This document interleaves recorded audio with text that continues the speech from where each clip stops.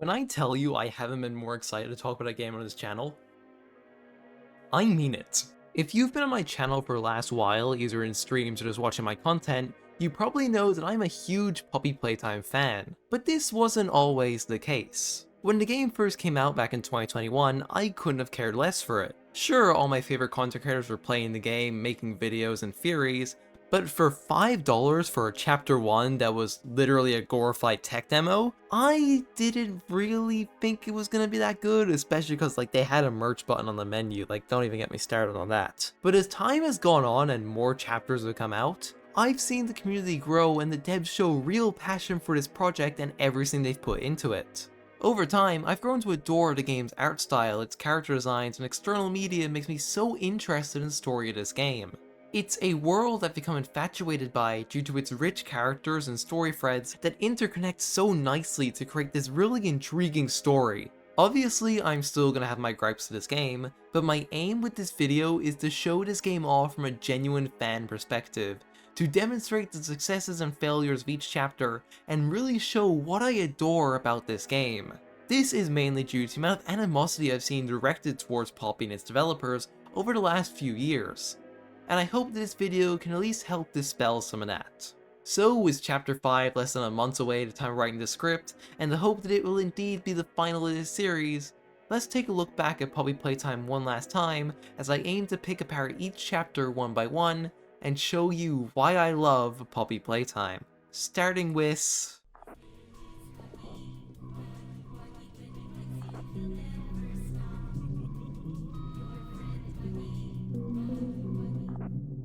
Everyone thinks the staff disappeared 10 years ago. We're still here. Find the flower.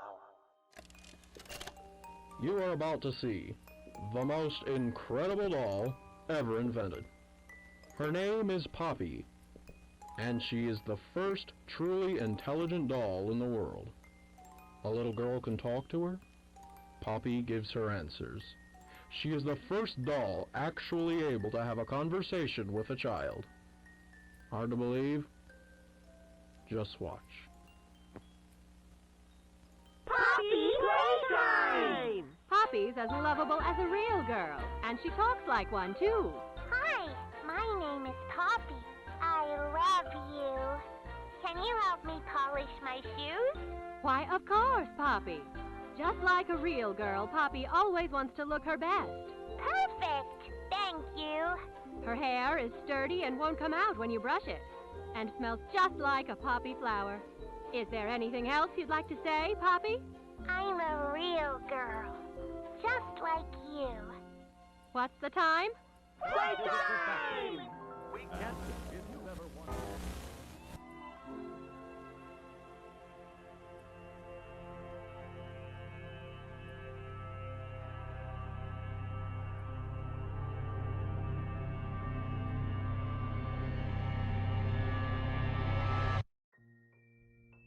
Chapter 1. Oh, Chapter 1. Despite your early controversies at launch and your initial $5 price tag, you might just be one of my favorite chapters in the entire game. This intro sequence alone is one of the strongest in the series, right behind Chapter 3. The Poppy Doll commercial being both our main point of reference for Elliot Ludwig, but also showing off the original purpose of Playtime Co.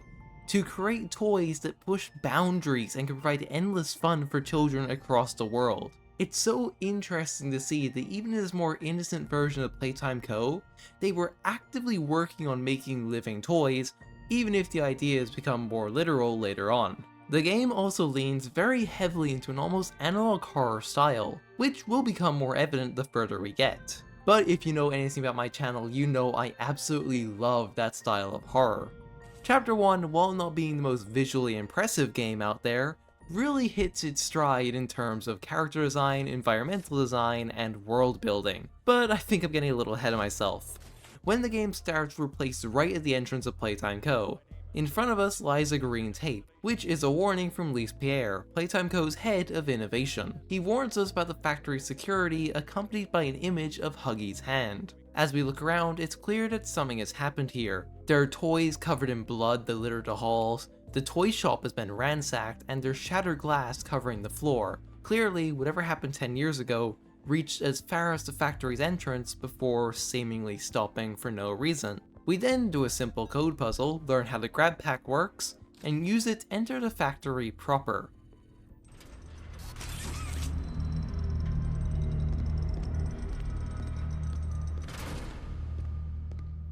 This is hands down the most iconic shot of the entire game across all chapters. Huggy's been shown to us throughout these opening minutes, first in the mural shown directly in front of us the second game begins, and secondly during Leith's tape.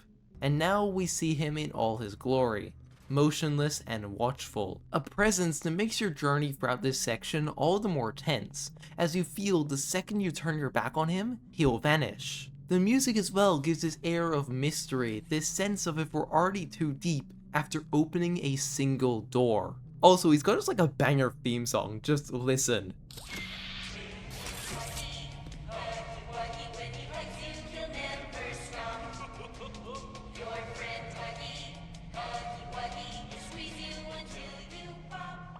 I hum this randomly all the time. It's cheesy, but it's so fun. This song is also accompanied by an info board that you can see me reading every word of, because I'm so invested in the amount of effort the devs have put into making this world feel so alive. It shows just how much Huggy meant to Playtime Co., how he was another stepping stone in Elliot's plan to make a living toy, a toy that could hug you forever, and it was one of the many reasons that Playtime Co. became so popular, especially considering he's the first thing a visitor will see upon entering the factory. Upon trying to exit more of the factory, the power pads we're using have short-circuited.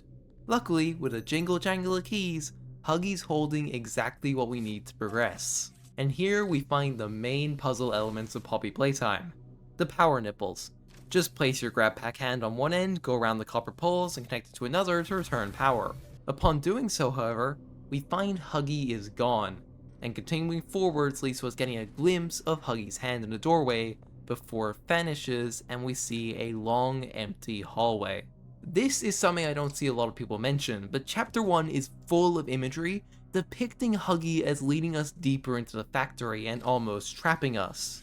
As mentioned, the mural out front depicts Huggy with his hands wrapped around the room almost to entrap us. And this hallway first presented to us by Huggy's actual hand, before revealing his floor to be a massive Huggy hand, leading us to a cutout of him. It's just such a nice detail that's present even from Chapter 1's trailer, as this hallway is slightly different, showing Huggy stalking behind us, which is a shame it's not included in the final game, because it's such a good scene that would have further added to this feeling of Huggy is pushing us into this factory. But I digress. At the end of the hallway we find a warehouse section where a red hand for our grab pack lies just out of reach. As we go around and collect these, I don't even know what to call them, batteries maybe? Regardless, we collect them and find another VHS tape. This time from two workers, Avery and Rich. Rich will become much more important later on, and I love him. He's like the Wally Frank of this game, having his outbursts about the company and their failings, but we also hear him mention an orphanage run by the company, showing how even as far back as Chapter 1, the developers already had a solid idea of where Poppy's story was gonna go, which is obvious from just the amount of foreshadowing done in the first two chapters. As we return with the batteries, we get another look at Huggy stalking us before we move the crane to collect the red hand, using it to unlock a vent and travel deeper into the factory, determined to find out exactly what happened here, finishing another power puzzle and exiting out to make a friend. And this room, god, I love this room. Sure, it's simple, a bunch of conveyor belts behind a massive machine, all combined with a catwalk above. And yet, it feels so grand, so magical. It's a place any kid dreams of going to. Their motto, "No one leaves without a toy," shows just how dedicated this company was to providing the magic and joy that comes with toys. And how this machine, once it gets power, almost comes to life with its eyes following you, and the machine's blaring with bells and whistles as you can see your toy actively being made before your very eyes. The VHS in this area also reflects that, showing a new hire, Stella Graber, talking about the magic of toys, her love for them, and her want to work somewhere that brings the same joy to other children that she had in her childhood. And it's weird, because adults are just kids, but older. I don't think anyone ever really feels like an adult, but your body just gets older and older, and then you die. Poof! Human bodies just can't stay young forever. There's things, though, Like some trees that can stay alive even while being way older than a person. I mean, the oldest people to ever live are still younger than those. So I guess everyone is always young relative to something. Right? Alright, I think we're getting a little off track. This one tape I haven't been able to stop thinking about since chapter 1 came out. Stella's monologue about wanting to be young and bringing that youth and joy back is exactly where Playtime Co. ends up going, and it begins to set the themes for the entire game from a simple, very missable tape. This drive is eventually what leads Stella to Playcare, and to a point where she's giving these children the same joy she once felt, and is also actively involved in the bigger bodies. Like, there's so much just from this one tape that most people missed.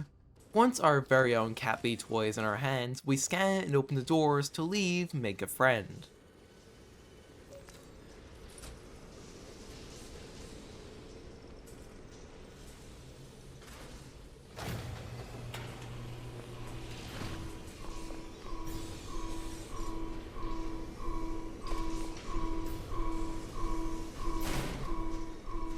What can I say about this scene that hasn't been said already? It's what made Puppy Playtime so popular to begin with. The music is spectacular, even in times where Huggy's not an active threat, which are very short moments. The music is still dynamically shifting to make you feel on edge. The vents are designed to be disorientating, causing you to make hasty decisions into dead ends or false turns, all accompanied by shots of Huggy just zipping past you and closing the gaps, his hands slamming against the vent walls, those very same walls that are covered in warnings telling you to stop, to run, to turn around, to go home, all culminating in the player turning to grab a box and slam it down, sending Huggy crashing into the depths below, his blood splattering on every pipe and beam he hits on his way into the void. The chase as a whole is just amazing. It's simple enough that even if you mess up you can still make it through without any issue, but during your first time you will more than likely die to Huggy, and that's due to everything I mentioned before. The windy, disorientating tunnels and Huggy's constant sounds of pursuing you, and this being the first chase, it really only goes up from here. As we begin to traverse the catwalks above where Huggy fell, we can find the VHS tape relating to experiment 1006. Final log. In relation, experiment 1006, the prototype. Coordination and cooperation is evidently within his skill set, as well as the skill set of all other experiments of his type. Though still missing, today's events are no doubt in relation to him. His absence was a flaw in the scientific process, which should have under no circumstances been left unaccounted for. That's why I'm making this log, so that the same mistake won't be made twice. Any future experiments will need to be contained and disposed of in a secure location. I'm not worried about myself. One breakthrough and I'll be back. We must forge onwards in the name of science, whether those who are beneath us understand it or not. End of... If there is anything I want you to take from this chapter, it's two of these tapes. Leet's security tape and this one. The breakout and this declaration of revival, immortality, and science, how the speaker proclaims that one more breakthrough and he'll be back as a toy or a human we may never know, but it shows the two sides of Playtime Co. Those like Stella and Rich who actually care about the children and making toys, and others like the scientists who aim to use Playtime Co. as a testing ground. For what, we're yet to find out, but as we turn around, we see the flower. A massive mural with the same writing from the vents, accompanied by corpses of small toys hanging from the ceiling. As we make our way inside, a music box begins to play as we traverse this very well-maintained dollhouse, designed to be a replica of a home, and then we reach Poppy, trapped in a case, with this room in stark contrast to everything else. It's worn down, the wallpaper peeling, and it's lit in a darker pink instead of the warm, comforting yellows. Still, with no other choice, we reach out and open the case.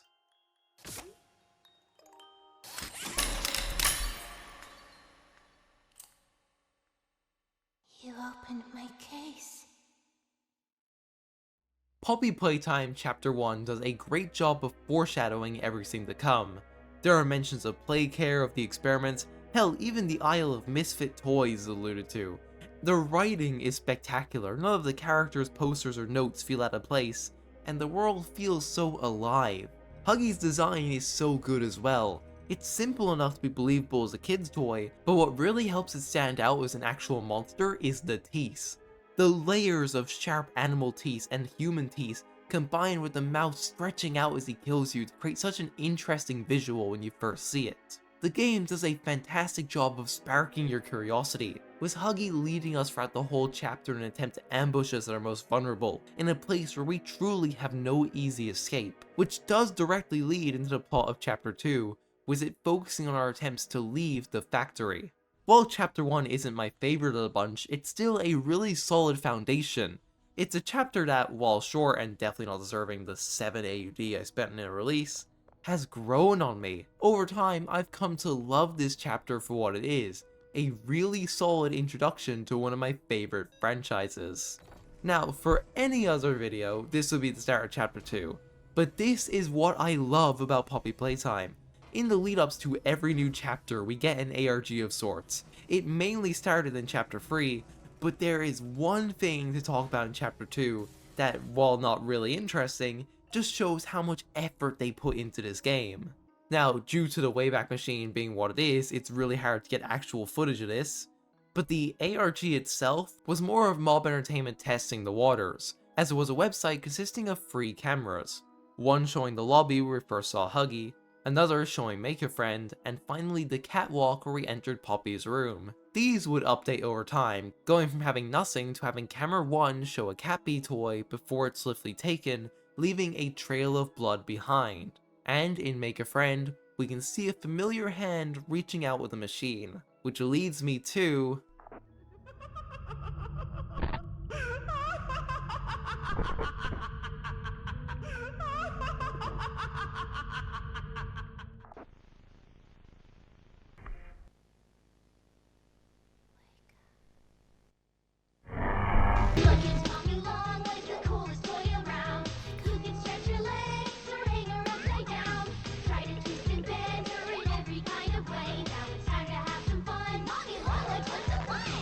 With Playtime Co.'s new patented elastic plastic, you can stretch, pull, and twist Mommy Longlegs in the craziest ways. She loves watching you play. When you're having fun, she's having fun. The new Mommy Longlegs from Playtime Co. What's the time?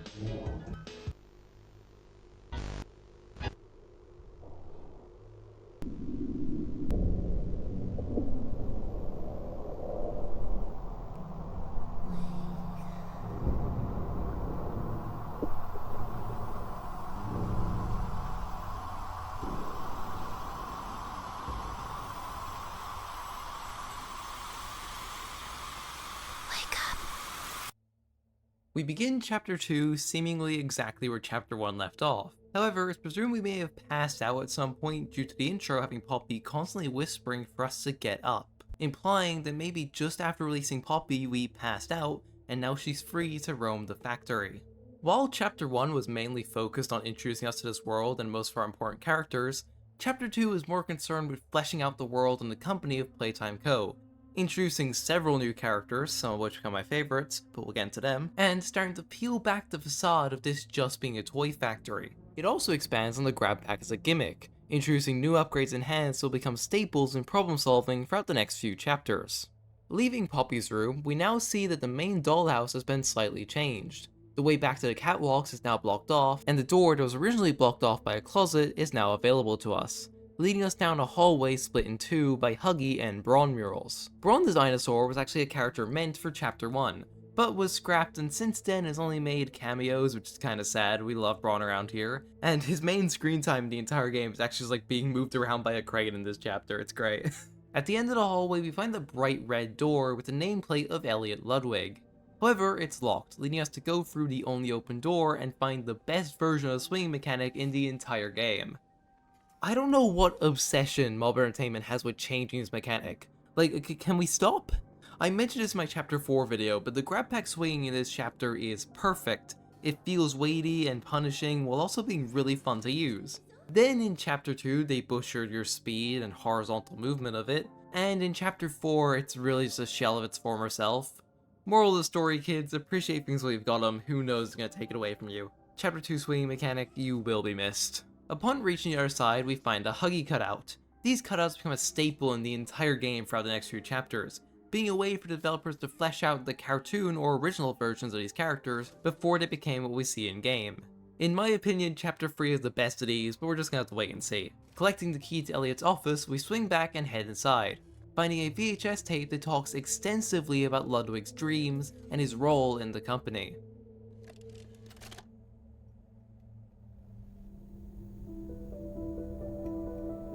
Playtime Co. is the product of a great man by the name of Elliot Ludwig. Divorced, but a family man at heart. His sights were always set on bringing amazing toys to amazing children around the globe. Ludwig spent countless hours in the factory, working overtime relentlessly in an attempt to continuously innovate and surprise. In the 1960s, an unfortunate family death had pushed Ludwig down to his lowest. But with so much ambition, he rose back up and continued to fulfill his vision for the Playtime Co. toy factory. Ludwig could never be content leaving a project unfinished. But just how did one man come to create such an astounding empire? How did he manage to stay determined even after suffering such a tragic loss? It all began in the fateful year of 19... Alongside this tape, we also find a report on Experiment 814. This experiment was done on a rat over the course of a week, where they killed it and submerged it in poppy gel. The experiment ended in the rat being unresponsive and not reviving. While the experiment itself was a failure, the experimenter states that, "I still believe in the potential of the poppy flower. Its unusual properties lend me to believe that the proper mixture and procedure could have life-altering properties. The poppy flower for a long time carried heavy symbolism, and I don't believe this is for no reason. Perhaps something larger than a rat would yield different results." This shows that even before Ludwig's passing, because due to Chapter 5 not being out at the time of scripting and recording, and I really speculate, but I do believe Poppy is Ludwig's daughter due to a specific tape in Chapter 4, that she mentions that she misses her dad, meaning that he must have died at some point before August 8, 1995 when the Hour of Joy happened, but after the late 1960s. So during this time frame, Ludwig must have been experimenting with poppy flowers in the 1960s to try and revive his dead daughter, which eventually leads us to the bigger bodies. I've been saying bigger bodies a lot, so those of you who don't know, Huggy Wuggy, Mommy Longlegs, Boxy, Catnap, they're all bigger bodies. Heading through the vents, we find another puzzle. However, before we can even think of how to solve it, we run into Poppy, who is also trying to get the power back on. So she steps aside and lets us reset it. She then goes on to thank us for freeing her as she's been trapped for so long. To repay us, she tells us there's a train station nearby that can lead us to the surface, but it needs a code to operate. Luckily, Poppy has said code, so she leads us out of Ludwig's office and follows us through the vents towards a room with a massive hole in the floor, leading towards the game station. Listen, I'm going to need you to trust me. With no other choice, we chase right after Poppy, where we eventually end up in the lower entrance to the game station. That slide we came out of specifically is labeled as Elliot Ludwig's, with there being slides for Lise Pierre, Stella Graber, and Eddie M.N. Rittman. He is the head of research at Playtime Co. and is a recurring character from here on out. There's also one more broken slide, but at the moment this either belongs to Chapter 4's Mysterious Warden, or a character we're going to find out about in Chapter 5. Heading deeper, we go to open the door in front of us before our red hand is snatched away, and we have our first run-in with Mommy Longlegs. So long. Isn't this exciting, Poppy? Very exciting, Mommy. Mommy heard that Miss Poppy was going to just give you the train code to escape. Now, how is that fun? Instead, why don't we make a game out of it? The game station is still working. It will be just like old times. And if you win all 3 games, I'll give you the train code. Mommy loves that idea, Poppy. Oh, you're going to have so much fun. Head to musical memory, and Mommy will get things started. Obey the rules, or I'll tear you apart and eat your insides. while you're still alive.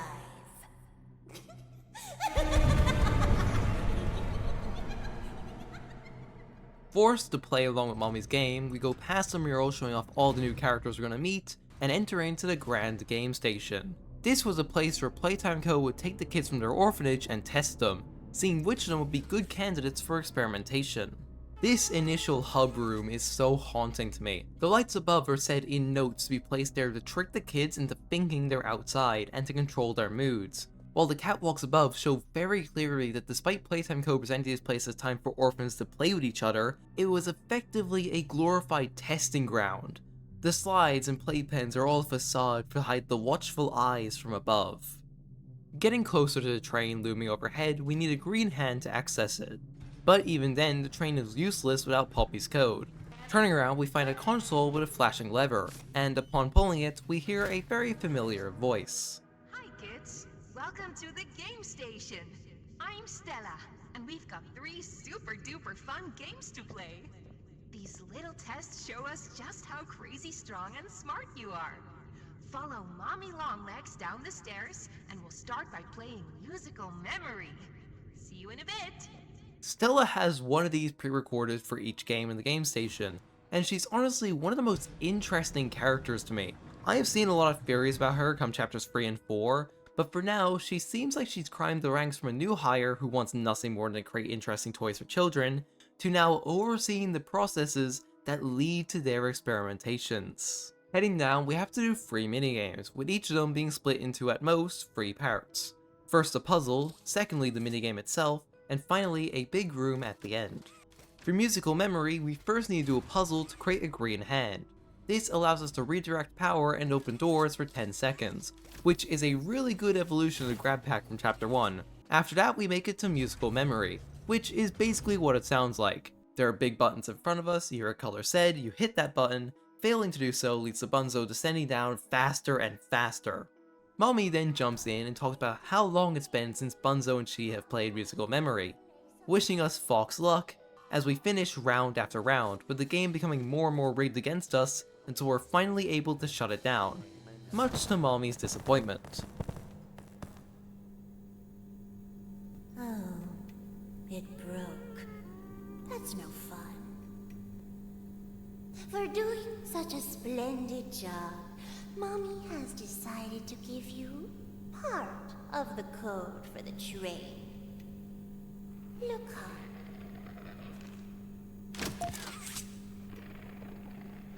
Mommy was hoping the game could last a little longer.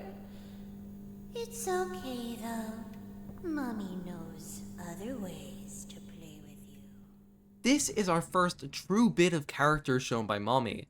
The voice actress does a fantastic job switching from this joyful, almost uncomfortable voice to this duller, creepier one, like she's holding back anger at the fact we beat her game. This is further shown as while we're escaping through the vents, we can hear Bunzo's screams, and we later see him hung up in webs back in the main hub. The vent eventually leads us to the Isle of Misfit Toys, a place where all of Playtime's rejects go to rot, if that be old designs of characters or Sir Poops-a-Lot, who is used to represent Rich. This time, Rich talks about how Playtime Co. finally listened to his complaints, and exiled him down here all alone. We then need to use a crane to move a bronze statue off a lift, and head back to the hub to start a game of Whack-a-Wuggy.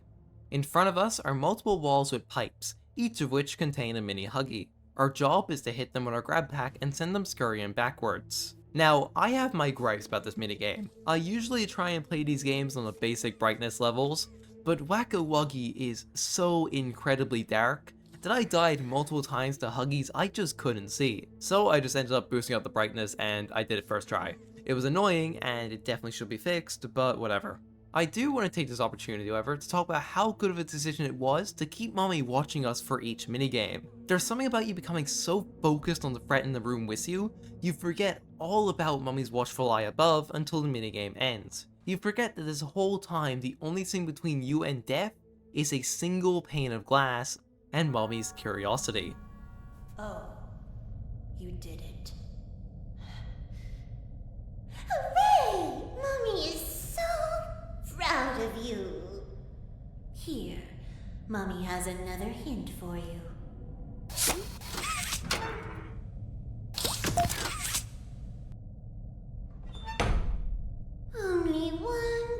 game left to play. Sad. Mommy was hoping you'd stay here forever. Though, it's never too late to change your mind. Again, huge props to the voice actress. I want to show all of these instead of just telling you what mommy says, because she is so well acted. It's like a parent who's trying to hold back an outburst, someone who's on the verge of snapping yet can't let their mask slip. The almost strained attempt at her normal voice is just the cherry on top to me. Like, the act is becoming harder and harder to perform due to our success, and each time we win, her mask slips further and further. As we leave Wacka-Wuggy, we can again hear multiple Huggies scream as we traverse these back rooms of the factory, before popping back out in Barry's room. Here we need to move a character called Barry to the end of the track so we can progress. But before we can do that, we come face to face with someone familiar. Shrouded in darkness, the alarms begin to blare in our mind as they move closer and closer. Only for not to be Huggy this time, but a pink version of him. This is Kissy Missy. Here, she opens the gate for us and disappears, becoming an ally in Chapter 3. Thank you, gay icon Kissy Missy. Your services are valued. As we traverse this maze, we find a tape of the one, the only, Jacksepticeye, as his character talks to Lise Behaire about a massive bloody thing was doddering about the bloody hallway. However, Lise dismisses the claim. Knowing he saw an experiment but trying to keep everything under wraps, he pretends Marcus must be mistaken and sends him on his way. And this is my favorite tape in this chapter, because it begins to show the cracks in Playtime's ability to hide the bigger bodies. The experiments are being seen by the average employee, with Lise and the other higher-ups knowing that if it gets out, that they're not only using children, but orphans and employees from their own company in experiments, Playtime Co. would go under. We then give Barry one last salute as he dives fearlessly into the void for us, and we exit back out into the lobby, where the mini Huggies now hang up in webs, which leads us to the final minigame and the last part of the train code we need in statues. Here we'll be chased by my favorite character, PJ Pugapillar. He's my favorite for no reason whatsoever. Anyway, here's my pug, ain't he a cutie? After PJ descends, Mommy appears once more. It was always so sad to see the kids go. They called me Mommy because I was the closest thing they ever had to one. But they come for games and never come back. They left Mommy to die alone. Mommy didn't deserve that. But you worked here. So if anyone deserves to die alone, it's you. This is our first confirmation of who our character might be.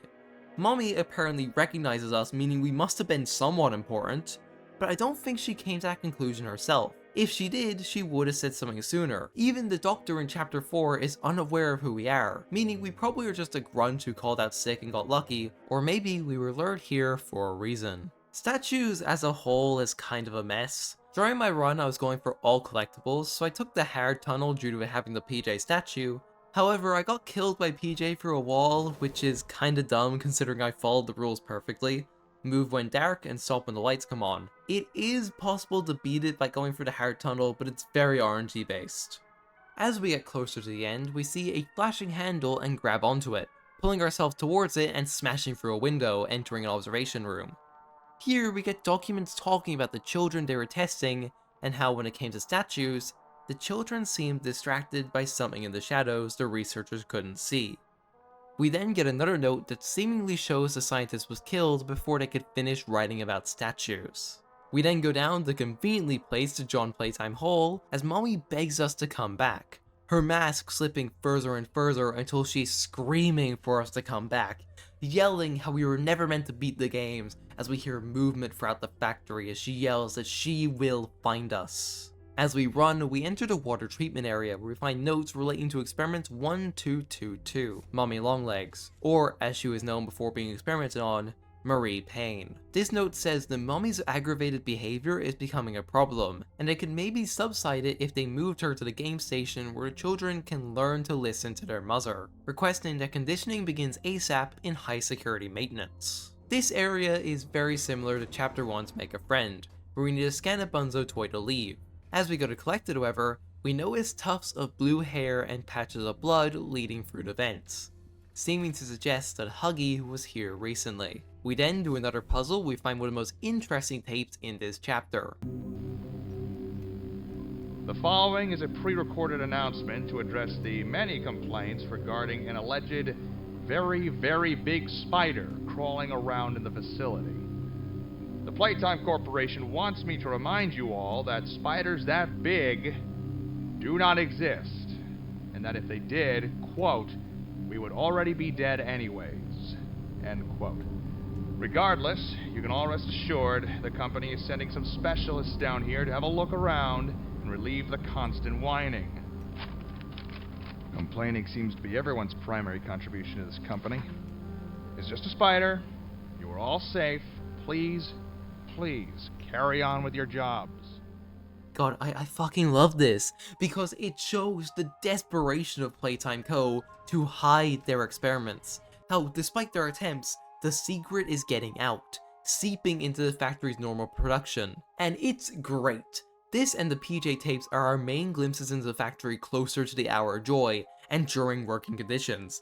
And I honestly wish we got more of these in the next few chapters, but they're mostly just about what's happening currently. As we try and leave, the vent below us gives way and we find ourselves trapped. When we go to look for an exit, however, Mommy makes her second face-to-face appearance. I asked you to play fair, and you cheated! I hate cheaters! Now, we're going to play one last game! It's called Hide and Seek! 10, 9. Mommy has now let her mask slip entirely, and I love the design changes that come with it. She's lit in a way that make her once bright pinks and purples seem duller and dustier. Her eyes have gone from a normal green with a pupil to purely black and wide-eyed, and her slit smile helps bring the design together in a way that's so unsettling. She's done relying on others to kill us as she hunts us down herself, determined to have another meal to kill us for daring to win against her. We run through vents and narrow hallways as Mommy climbs above to cut us off, forcing us to hide in roofs as we watch her skitter below, blocking our way out. The sound design is fantastic, her distorted screams and groans alongside the music making the moment feel so tense as she lurks behind us. We then find a furnace room, where we need to use a mold to make a new gear to progress and open a door later on. However, Mommy climbs up from below and cuts us off again, as we're forced to hide in that very same furnace as she laughs and climbs all around us. After seemingly leaving, we go further to pull another lever, and then she emerges from the void, as she was waiting for us, her hands reaching out all around us as she climbs the walls to get ahead and cut us off. The devs take full advantage of Mommy's stretchy body to make a fantastic chase that, while unforgiving at times, I mean, come on, I hit that. No, I didn't, I'm coping.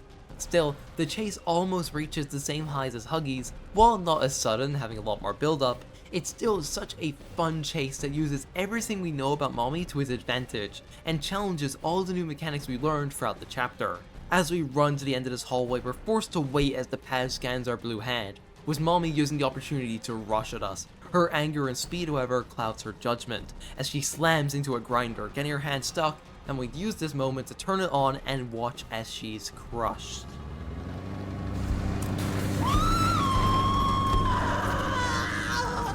What have you done? You make me part of you! You can't do this to me!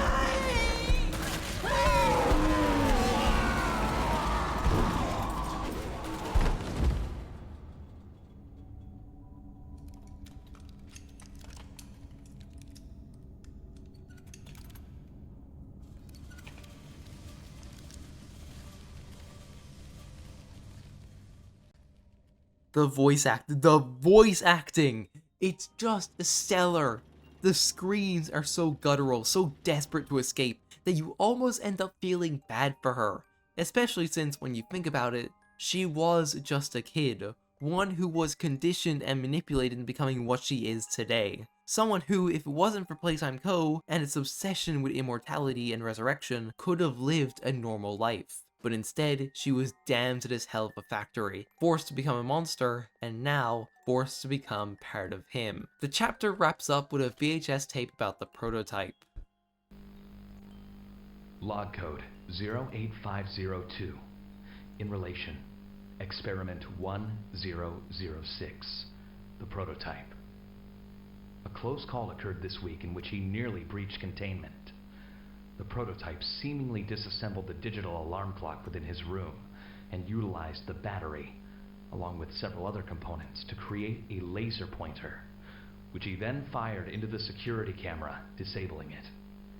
These actions allowed him 28.3 seconds completely unmonitored. Once function returned to the camera, the room appeared to be empty. One surveillance specialist went in to confirm his absence. However, upon opening the door, she realized that the prototype had hidden in one of the camera's blind spots. The prototype attempted to escape through the open door. However, another surveillance specialist was able to remotely relock the door, despite the other specialists still being inside. One casualty occurred. The prototype seems to possess an unprecedented level of intelligence, beyond that of all other test subjects, as well as an alarming willingness to commit violence. Further suppression treatments will need to be enacted to ensure that no other experiments develop these qualities. Experiment 1170, Huggy Wuggy, remains the optimal outcome due to his sufficient intelligence paired with maximum obedience. End of log. This chapter, as I mentioned, focuses on how little control Playtime had. They were so unprepared for people to see these experiments, for the prototype to be smarter than they thought, to create opportunities to escape. They even compare him to Huggy and how obedient he was. Huggy seemingly being the perfect experiment, exactly what they needed, someone obedient, and yet they couldn't seem to replicate this with any other experiments. And even then, as we'll see soon, their grip on Huggy was slipping. All of these events, the Hour of Joy, Poppy's creation, the prototype's creation, all stem from Playtime's inability to wrangle control from free will. Heading further up, we make it to the catwalks above where we find Poppy strung in webs alongside the rest of the train code.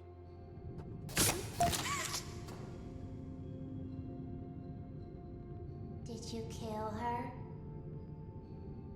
Good. I'll board the train. We need to leave. Doing what she says, we head down, put the code in the train, and say goodbye to the factory. However, as we leave, Poppy begins to talk to us. I was so scared she'd put me back in that case. But you saved me. You are perfect. Too perfect to lose. I'm sorry. I can't let you leave. I've never met anyone like you. Do you know how long I've been stuck in that cave? Well, too long. I had so much time to think and reflect. Time to figure out exactly what I would do when free. We'll set things right. Terrible things have happened. But I know that whatever I need you to do, you're capable. We will. What if... Poppy's connection to us is suddenly cut off, and not too long after, the train begins to pick up speed, barreling out of control as we grab hold of the emergency stop and cause the train to fall off the tracks, coming to a sliding stop. Before we pass out, we see a singular sign: Play Care. Chapter 2 is a mixed bag for me. When I first played it, I honestly didn't like it that much. But as more chapters have come out and we learn more about these characters, I've grown to actually love it. It may be my second favorite chapter of the game, as it expands so well on everything done in Chapter 1. We have grander locations, actual lore, and like 5x the characters we had in Chapter 1. And while it does do some things worse, like the chase scene wasn't nearly as intense as Chapter 1's, there's still so many positives. Like the sound design, level design, visuals, and how Mommy is presented throughout the entire game. Even her chase, like that's spectacular. Being seen through the bars and just barely emerging from the shadows is so creepy. These chases, in my opinion, are what make Poppy Playtime so good, as they're a great way for the devs to make not only memorable moments with these characters, but to also show us the true colors of the experiments. Mommy as a character is so interesting to me. going from just another orphan to being conditioned to believe she is Mommy Longlegs, that she is someone the kids should look up to and rely on, to be there to care about them. And this conditioning becomes an obsession to the point where she's fine with children, but aggressive towards staff and adults. It's also interesting to see an almost hierarchy form. Huggy was on the surface, less food, more lookout, whereas Mommy almost has her own territory in the form of the game station. Somewhere where all the little toys are scared of her, but she's scared of the prototype, someone who comes from below and has a lot more power than she does. It's alluded to that the prototype has been following the player from the second we entered the factory, and with how he's almost waiting for us to kill Mommy, it creates this sense of anxiety, like we're never alone no matter what we do, and the prototype, now that we're making our way closer to his territory, is keeping tabs on us and using us like a tool to eliminate competition. I also want to say Chapter 2, while very good, feels a tad bloated in the way it's presented. It's basically a bunch of fetch quests, but fun this time, and you know what? Even if it's padding, it's good padding. Fight me. This chapter also marked the start of the ARGs that I love so much. Obviously, I won't get too much into images we found or the steps we took to find out these puzzles, so I wasn't too involved with all that, and you can find much better videos on that. Even now with Chapter 5 currently happening, I don't know how we're finding all of these. But I do want to cover the videos we found, starting with Restricted Disappearance 06/18/1992. This tape talks about Huggy escaping the factory through an open bay door, with all security units being sent after Huggy and chasing him into the woods. Okay, we see him. Brace yourselves, everyone.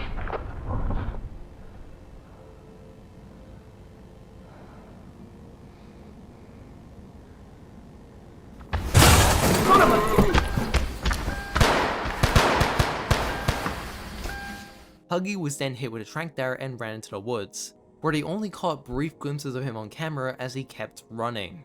The search area only expanding and expanding, leading to the teams to be separated and radio communications be spotty. This is where Huggy would begin to pick them off one by one.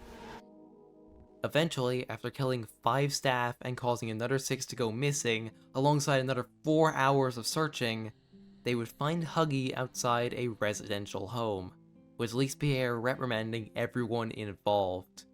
This, once again, plays on the themes of the toys rebelling, and Playtime being unable to hide them anymore. As stated by Lise, it's a miracle no one else found him before Playtime Co. did. This also shows that the toys have some memories, as I can't fathom why Huggy would come to this random house if it wasn't his.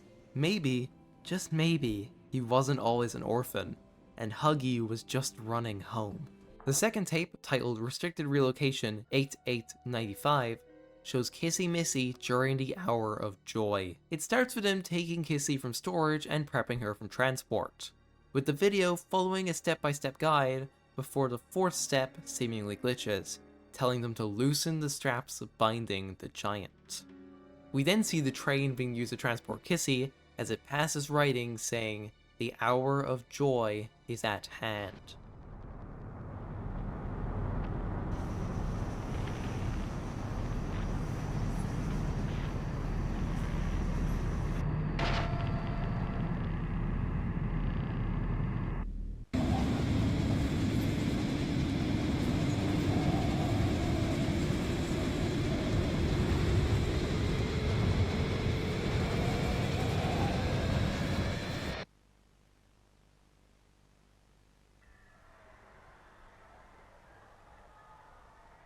This was, as a community, our first glimpse into the Hour of Joy, which I keep referencing. It was an event where every single toy in the factory rebelled against the employees at the same time, and will be the main thing we learn about come Chapter 3. Still, there's one last tape to go over, this being Restricted Restoration. The tape begins with a female scientist named Dr. Jessica Newman, and she will be a recurring character throughout these videos. This tape goes into the process of making a living toy, using an employee recently diagnosed with cancer as a test subject, naming him Experiment 1199. They place him into a mini prawn toy. However, he seems less there, almost unable to speak, and his mental capacity is almost cut in half. We then get a deeply disturbing shot of him being isolated and almost surrounded by the other toys, as if they know, unlike them, he was one of the ones who tortured them, who made them into what they are today. With the tape showing a shot of a bloodied mini Braun and the research team managing to interfere, and now they're keeping him isolated from all the others. These tapes are meant to show us the conditions that the toys are being kept in, how they were able to think and deduce things almost instinctively, and how without any words being exchanged, they knew 1199 wasn't one of them. And it's great. Even Kissy's tape, despite her not moving or doing much, she still killed those around her. She still joined in the hour of joy, and then returned to her place. Out of grief? Maybe. All we know is that while she sat there, the other toys rampaged. Alongside these videos, there were also an additional website, which, like the one for Chapter 2, showed security cameras. The first set showed cameras at a game station after the events of Chapter 2. There's not much of interest here, other than the thought that someone was watching everything that went down. The second set, however, are what interest us, as they show areas we'll explore in Chapter 3. These cameras show two very interesting things. The first of which is a prison where toy corpses can be seen piling the walls. And secondly is a bedroom, where our main antagonist for the chapter, Catnap, can be seen lurking, watchfully staring at the camera almost like he expects to be watched. Which leads me to Chapter 3.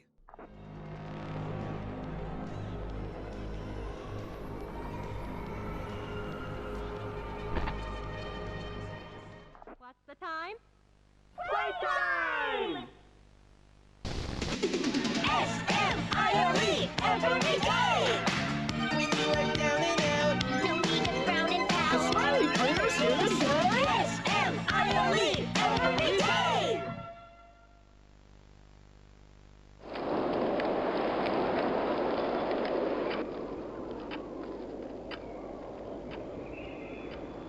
The wind's really scary. I can't sleep. Hey, we'll be okay, guys. I promise. All winds blow away. Eventually.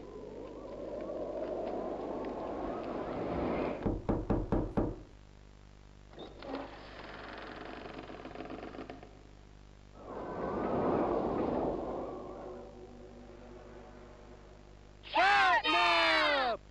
Please, help us go to sleep, Catnap! We need it, Catnap! Please help us. Sleep, sleep, sleep!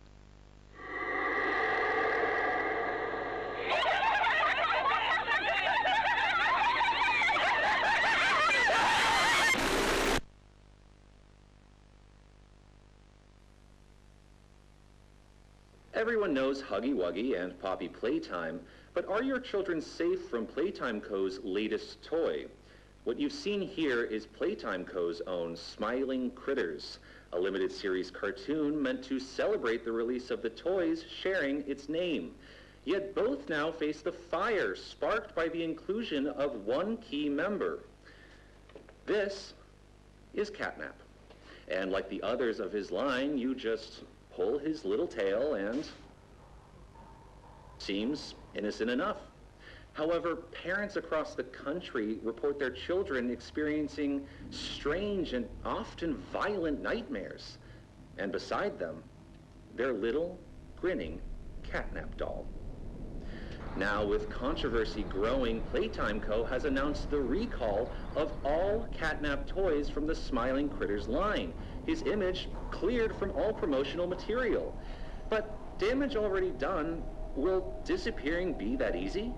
The exact cause of these incidents still unknown, only one thing appears glaringly certain.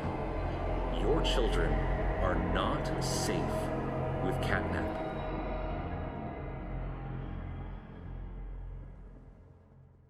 Chapter 3 is by a mile my favorite chapter.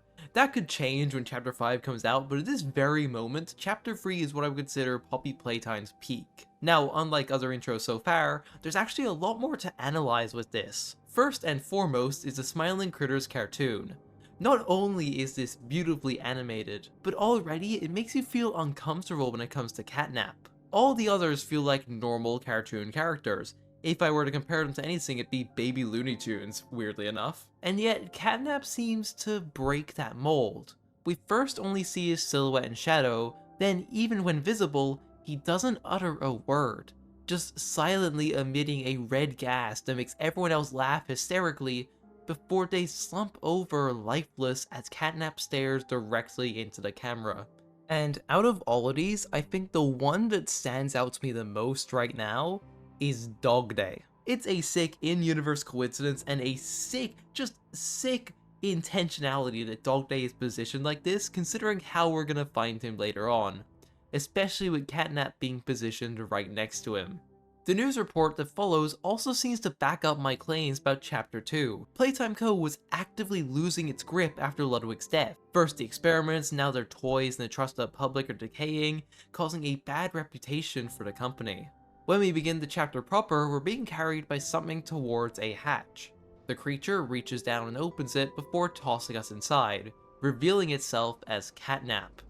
This, in my opinion, was probably the best way to introduce Catnap considering how different he is from the other antagonists. He's not very talkative like Mommy, nor is he in an enclosed space like Huggy.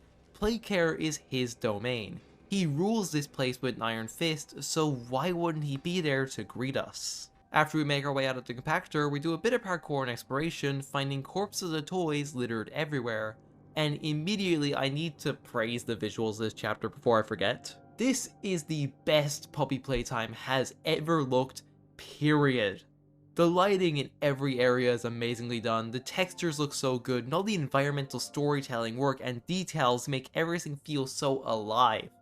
Even our player has received upgrades, with our plastic grab pack hands now scuffed and dirty, which makes sense considering everything we've been through up until this point. The animation quality has also taken a huge step up, even in this small intro segment.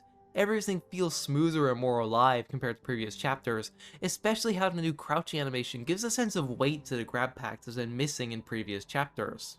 Further ahead, we quickly learn that we're not as alone as we thought, as Catnap can be seen lurking around. Trying our best to avoid him, we end up in an employee lounge, and we find a tape relating to Marie Payne. All right, Miss Harper. Please explain the situation. Spare no detail. Well, like any night, all the children were getting asleep. It was peaceful, quiet. Catnap had the red smoke in the room. Then suddenly, there was this scream. Nightmares happen, I know, but this, dilated pupils and quivering lips.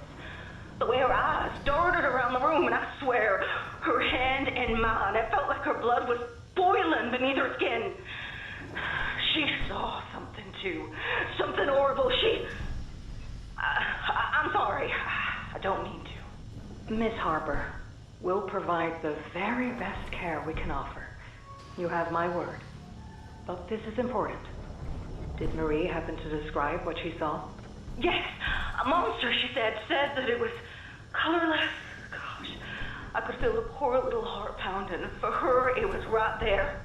And her movements, they were so wild. Arms flailing, legs kicking. I wanted to talk to her, see how she's doing. I really need to hear her voice right now. That would not be advised, Miss Harper. There are many concerns we must address at this time.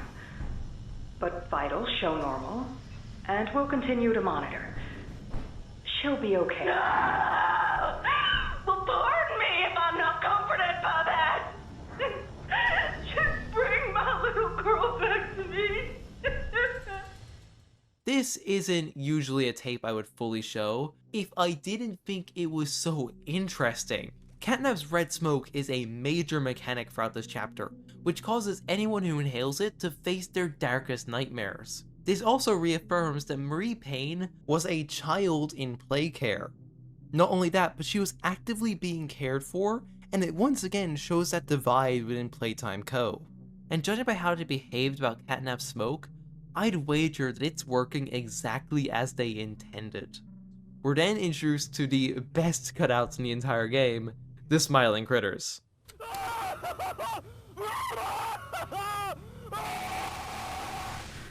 They all do this, by the way. It's fucking fantastic. I love them. It's for no reason. Well, no, it's not for no reason. It's meant to mirror how their cartoon versions of the intro allude to how Catnap killed each of them. But, you know, it's funnier for no reason. So just think about it like that. As we walk away from I'm Bubba Bubbafoot. I can't get over fucking Bubba Bubbafoot. Oh, I'm derailing the video with this.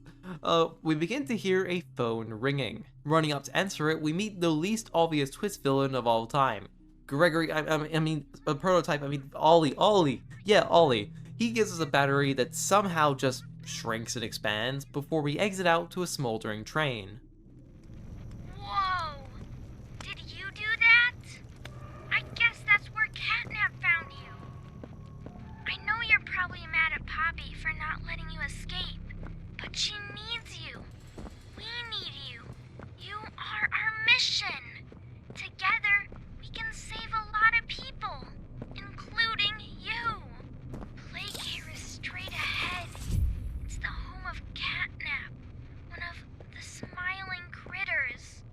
There used to be 8 of them, I think. Now it's just him. Playcare is his church, his hunting ground, whatever he wants it to be. You better get moving quickly. We'll keep in touch. We then go up to the Elliott Express and head down to Playcare itself. As we take the ride through the John Playtime caves, we're greeted to a tape from Elliot Ludwig.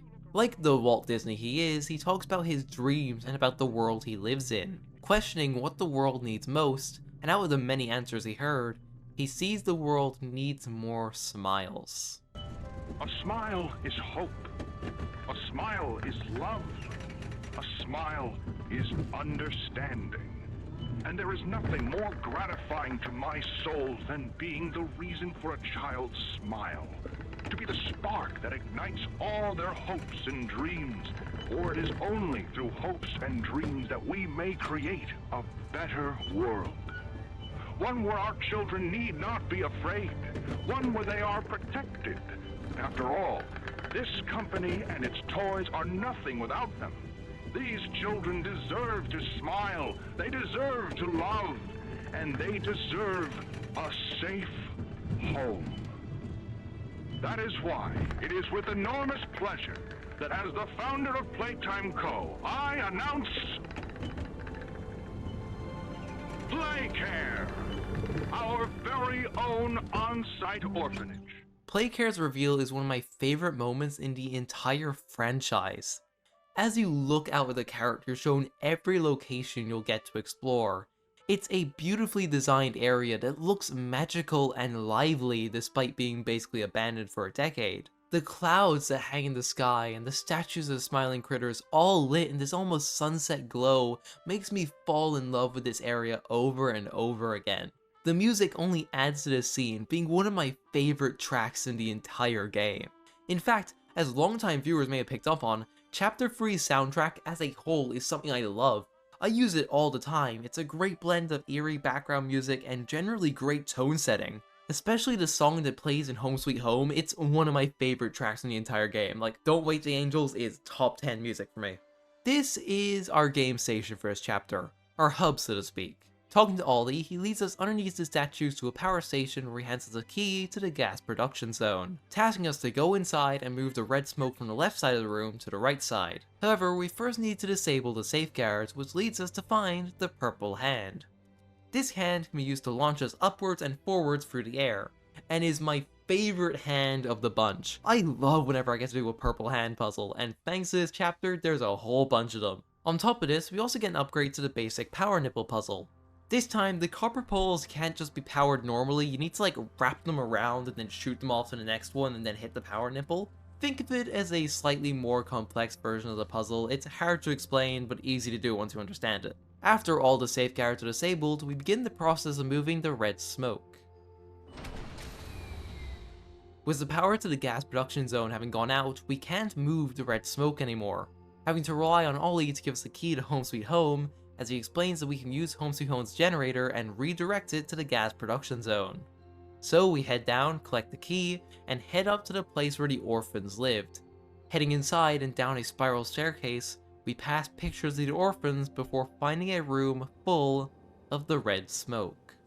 With no other choice, we go inside and our grab pack hands vanish as we're suddenly transported to a liminal space of hallways that stretch and twist. At the end of the hallway, we can find a radio and a set of scratch marks that spell out the following: "Happy and fun, why was it done?" Seemingly in reference to the experiments.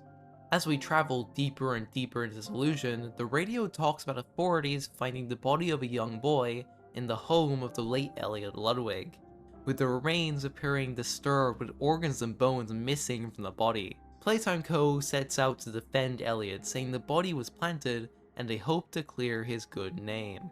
As we go deeper and deeper into this liminal space, the walls and doors gain more and more scratch marks, until once again we hear a phone ringing in the distance. You need to run! When I first played Poppy Playtime, this was the first jump scare in the entire series that actually got me. It's so well executed, and it's only helped by Chapter 3's efforts to make the entire game genuinely scary for once. Unlike the intro, which was there to just throw us into the action and show us Catnap immediately, this is our first real look of Catnap in action. He's not gonna push us into an area like Huggy, nor is he going to announce himself with the theatrics of Mommy. Catnap is going to stalk us, to follow us, to see what we're going to do, and when he's certain, that's when he'll strike. And this is where the area takes a turn in my opinion. The radios talking about Ludwig now seem to glitch and break. Don't move an inch. And I won't lie, these genuinely got me. I'm sat here kicking my feet like, yes, yes, tell me more about Elliot Ludwig and a supposed planted child corpse. And then it just does this randomly, it's great. We then see Catnap blocking our paths. The once pristine hallways we've been traveling now decaying as Catnap stares us down. When we approach, Catnap turns and disappears down the hallway, leaving us a message written in the floor: "Guilt haunts you." Alongside a radio that's repeating a backwards message, which reads as follows: 1995. You were supposed to be here. Why weren't you here? You missed the event. You missed the meeting. You missed the party. You have no right to be here. 8/8/1995. I find your presence intrusive. After all this time you return, you come in here and you kill and murder, you pulverize and destroy. Your presence was demanded 10 years ago, and you didn't show up. 8/8/1995. You were supposed to be here. Why weren't you here? Not only is this way more insight to the player than we've ever gotten, but it also raises some very interesting questions. First of all is the tone. It's angry, vengeful even. We were demanded 10 years ago, not requested, demanded. And it's very interesting to me as well that it doesn't sound like a message someone you intended to kill on a certain day. Almost like we would have been welcomed if we'd been there, if we had participated in the hour of joy. Now, without Chapter 5, this is still theory talk, and I can't wait to be proven wrong or right in the next hour, but I don't think we were a toy, nor do I think we were important enough to know about the experiments. If we did, we probably would have turned our asses around the second we saw Huggy and not let him lure us into the situation we're in now. Instead, I think this is a manifestation of our guilt. It's Catnap using the red smoke to get in our head to make us lower our guard so he can strike. This idea of manifesting our guilt also spreads into the next area. We first see an office, presumably our own, with the text again that says "Guilt haunts you." Many have taken this to mean guilt over the experiments, but as we see later on with PW, don't worry, we'll get into him when it comes to Chapter 5, they don't feel guilt as much as remorse for their actions. So I think we feel guilty for missing the party, for missing whatever event allowed the hour of joy to happen. We then go down a second hallway, however the radio begins to chant at us just like Poppy did, to get up. We then hear children crying and screaming as the door in front of us folds open unnaturally. As we step inside this infirmary, the crying stops suddenly, now replaced with a light hum of the TV. Standing next to it, however, is a singular Huggy cutout, and beside it, a red tape. which I honestly just want to let play out. Greetings, employees, and welcome to your first day here in Playtime. We're certain that in the days to come, you'll find your new family here every bit as loving and supportive as your own. Feel free to wander the halls, sit in the mess for lunch, or watch our children play and learn to their little hearts' content. Join the innovationists, where the bounds of science are continuously pushed, or join the counselors of Playcare, whose diligence and care for our children will help shape a brighter future. Just you see. Now, every one of you has your part in that future, so should you come back tomorrow feeling unhappy for where you are or what you've done, worry not, for your supervisor is here and happy to listen. And should you come back years later, your conscience finally getting the better of you, may you descend into the dark and the dust, finding all that awaits you are incomprehensible horrors, each hungry for your return, each eager that they might find you. Perhaps they'd smile at you from a shadow, their smiling mouths full of teeth and meat and plastic, watching and waiting patiently for their turn at a warm welcome. Or perhaps they won't allow you such time to figure your place in the world you'd left, a world that's theirs now. Welcome home.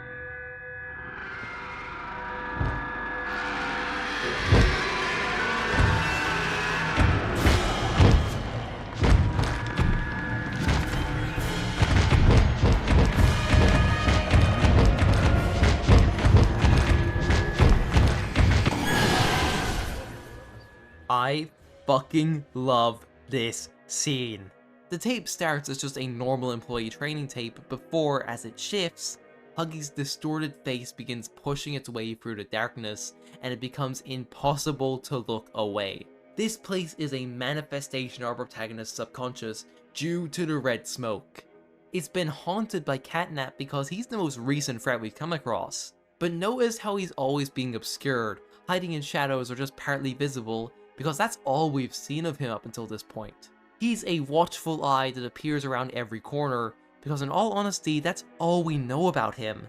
It highlights both the player and our protagonist's fears of him being around every corner, which is only further shown throughout the rest of Home Sweet Home. Notice as well how there's no mention of Mommy anywhere? That's because she's dead. We watched it happen, we know she can't hurt us anymore. But Huggy? We've seen evidence that he's still around, that the creature our protagonist is most afraid of still lives. Why else would everything related to Huggy be locked in a vault-like infirmary? Why else would we be unable to outrun Huggy? And even if we did, a wall materializes in front of us to trap us, allowing him to catch up. For all intents and purposes, Huggy is who our protagonist fears most. And this has been evident since Kissy's introduction in Chapter 2. The chase music here mimics the vent alarms. Huggy's proportions are exaggerated in a way that makes sense for the brief glimpses our protagonist got. Think about it, if you were to describe Huggy to someone, a lanky character with blue fur and yellow hands and yellow feet, red lips that part to show rows and rows of teeth, white eyes with massive black pupils. Then when we look at Nightmare Huggy, we can see that these same elements have been warped. His mitts hands and feet are now replaced with actual fingers and toes. His smile warped to be larger and his eyes now sunk in holes. Huggy is our protagonist's greatest fear, and this scene emphasizes that so much I can't help but love it. It's an amazing scene that I don't see get a lot of love due to how short and quick it is compared to everything else in the chapter, but it's definitely my highlight of the entire game. We wake up back in reality at the entrance of Home Sweet Home. The red smoke has dissipated and we can now enter the orphanage proper. This location is beautiful. The environmental team did a fantastic job creating every location we come across in this chapter. They all feel unique and grand, each having their own memorable moments with nothing feeling out of place, so hats off to them. This particular area stands out in stark contrast to the liminal hallways of Catnap's Illusion. instead being a wide open space with much more room to breathe, making it stand out despite it using the same assets. It feels like a real place. You can imagine kids running around and playing games here. Just imagine being a parent looking to adopt and you enter this beautiful orphanage only to see kids laughing and playing in the lobby and upwards through the different floors. The symbolism of Catnap's moon hung high in the sky while Dog Day's sun is split in two is also striking to me. It shows how Catnap rose to power after the Hour of Joy and now stands above everyone, while Dog Day is, well, split in two.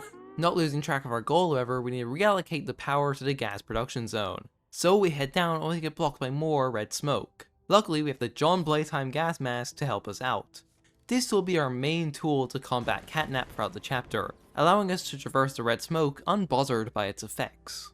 Heading into the right side of Home Sweet Home, we begin to see the more darker aspects of this orphanage, as we come face to face with a one-way mirror into a child's bedroom, where a desk filled with files sits directly in front of it, observing the children even while they sleep. These kinds of rooms are scattered across the entire building, and it's a haunting reminder that despite Home Sweet Home's friendly exterior, just like the game station, Playtime Co. is always watching. We then get our first glimpse of Catnap as he walks past us.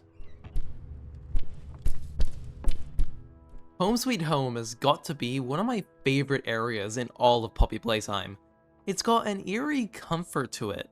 You can clearly see in every room you explore that this place was well lived in. There's toys scattered across the floor, tapes that show us the joy these children had, and evidence all around us suggests that the children were well looked after and loved. But that's all overshadowed by the text written in blood to run and hide, alongside the weathered and decaying state the building's in, and the constant evidence of Catnap stalking us. The music here only amplifies these feelings, as it sounds like a soft music box, a fading reminder of the love and care that once filled this building, of the innocence that Playtime Co. both fostered and destroyed. This is even seen when we find Kissy just vibing in her old room, completely oblivious to us as she's staring at presumably her own face before she was transformed into what she is today. It's a haunting scene that shows the pain of these characters and their deep desires for this all to end. This is reflected as we can find multiple toys either impaled on spikes or just hung up. Whether these were toys Catnap deemed as heretics or just toys who couldn't hold on any longer is never confirmed, but the implications are there nonetheless. As we go around and collect batteries, we continue to see Catnap stalking us as he breathes red smoke into a vent we're in or just walks around. After collecting them all, we do a short puzzle and go in the most work-safe elevator to ever exist, back out to the lobby and redirect the power. No! Let go! They didn't do anything wrong! We're actually here to help. This place makes her tense. I'm glad that Ollie could help you get this far. He's the reason we found you at all.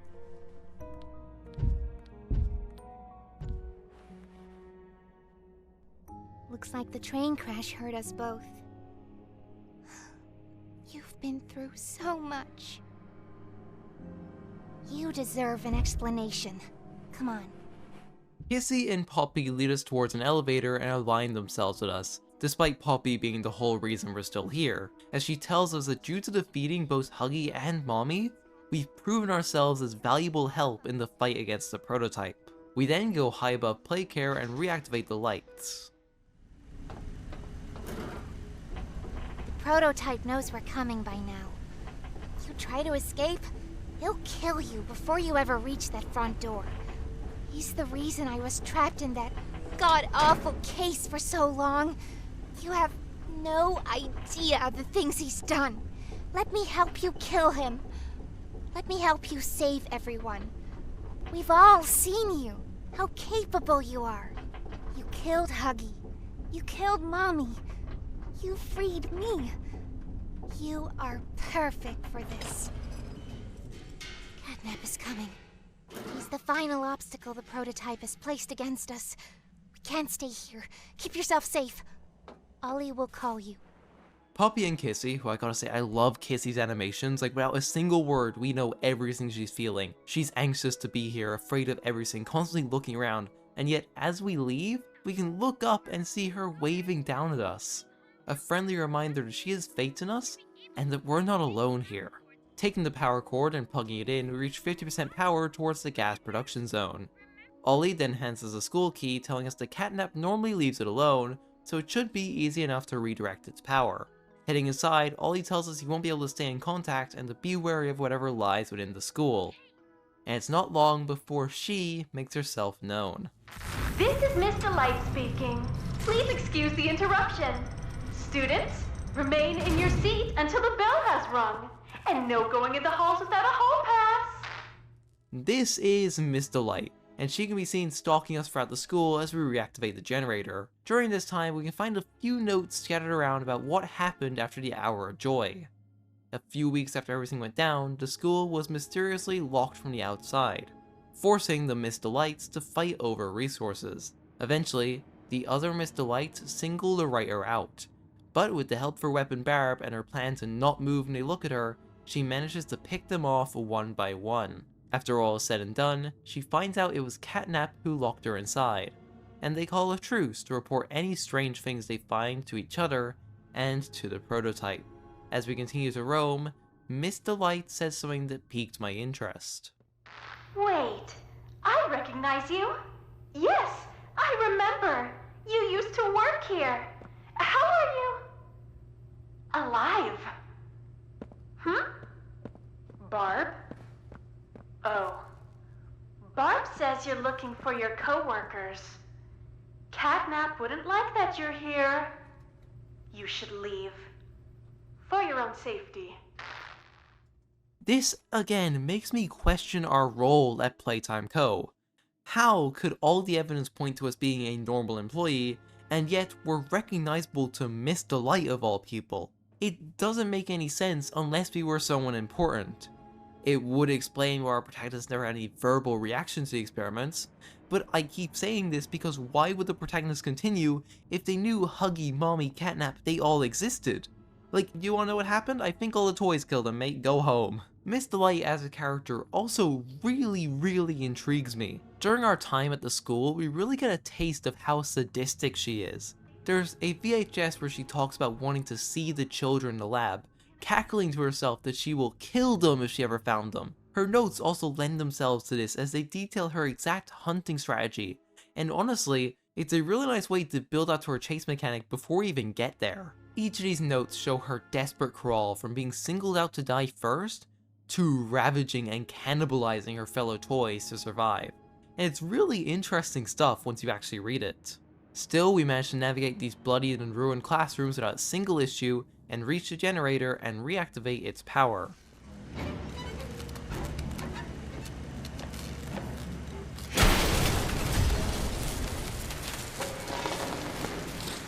This is our first proper look at Miss Delight, and... sorry, not sorry, don't know what that was. Anyway, her design is so intriguing. It's the first humanoid design in the entire game. Sure, we've seen Poppy, but this is the first human-sized character we've met. Her posters show her with a big grin that's been morphed to have her entire face shattered, her fleshy face and teeth still on full display, showing the organic nature of these toys far better than anyone before her. The plastic shell of her body is torn and shattered all over, and she wields a stick with a bunch of sharpened pencils stuck on it as she maniacally laughs and stares at us, not daring to move until we turn our back on her. Each time you turn around and see her staring at you from down the hall, that split-second delay as she registers that you're watching, and her smile widening as she stares at us is so haunting and looks amazing. As we run and solve power puzzles, all we can hear is her breathing sounding like it's directly on our necks. And there are times where you will lose track of her only to hear movement throughout the rooms and around you. And that's deeply disturbing to me. Having a character that relies on our perception to be loose and able to sneak up on us is terrifying and very well executed. However, once a way out is in sight, Miss Delight drops the facade and begins chasing us properly until we manage to pull a lever and drop a shutter on her head. with her limbs coming flying off and her ending up almost in a slide, like she was desperate enough to risk death if it meant getting one last meal. Turning to leave, the reality sets in that she destroyed the generator, meaning all that was for nothing. So we need to find our way back to the dome and think of another plan with Ollie. On our way out, we find another new hand, the Flare Hand, a portable light source to be used to scare off enemies in the next area. But before that, we can find another tape from Rich.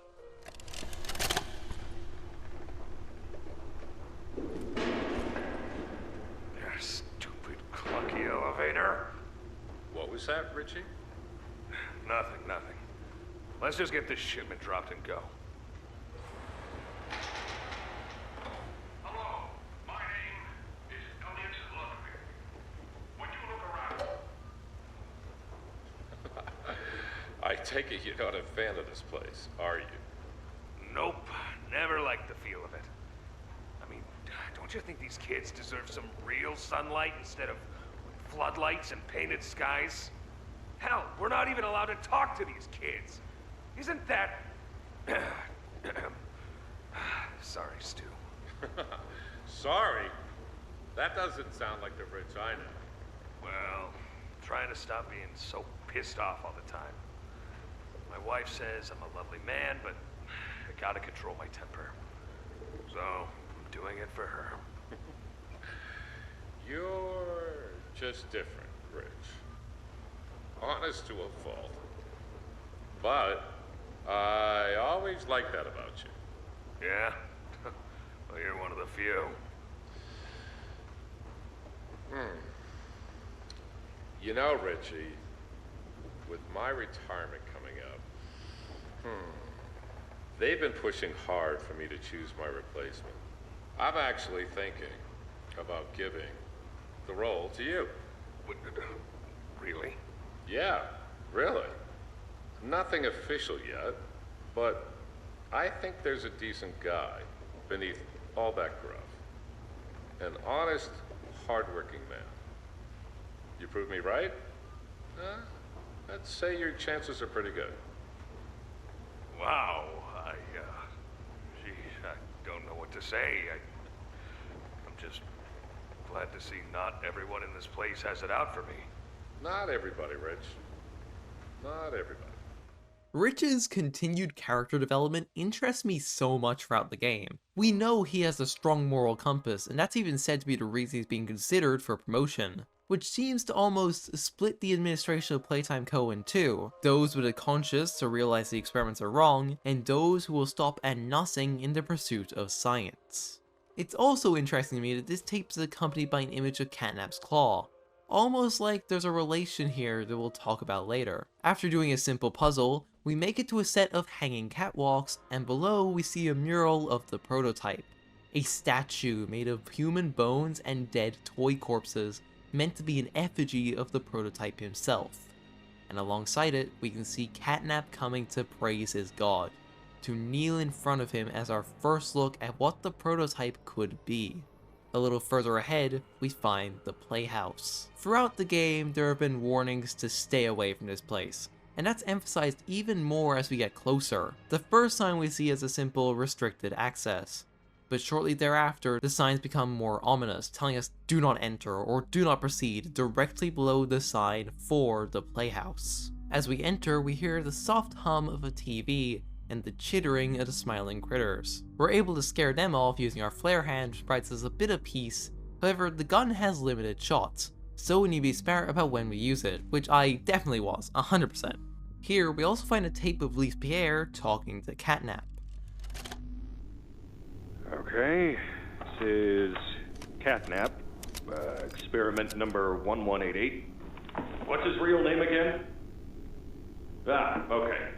Hey, Theo. How you doing, bud? Normally I'd have Dr. Sawyer do this, but he's, out, let's say. So you got me until they find his replacement. First off, congrats.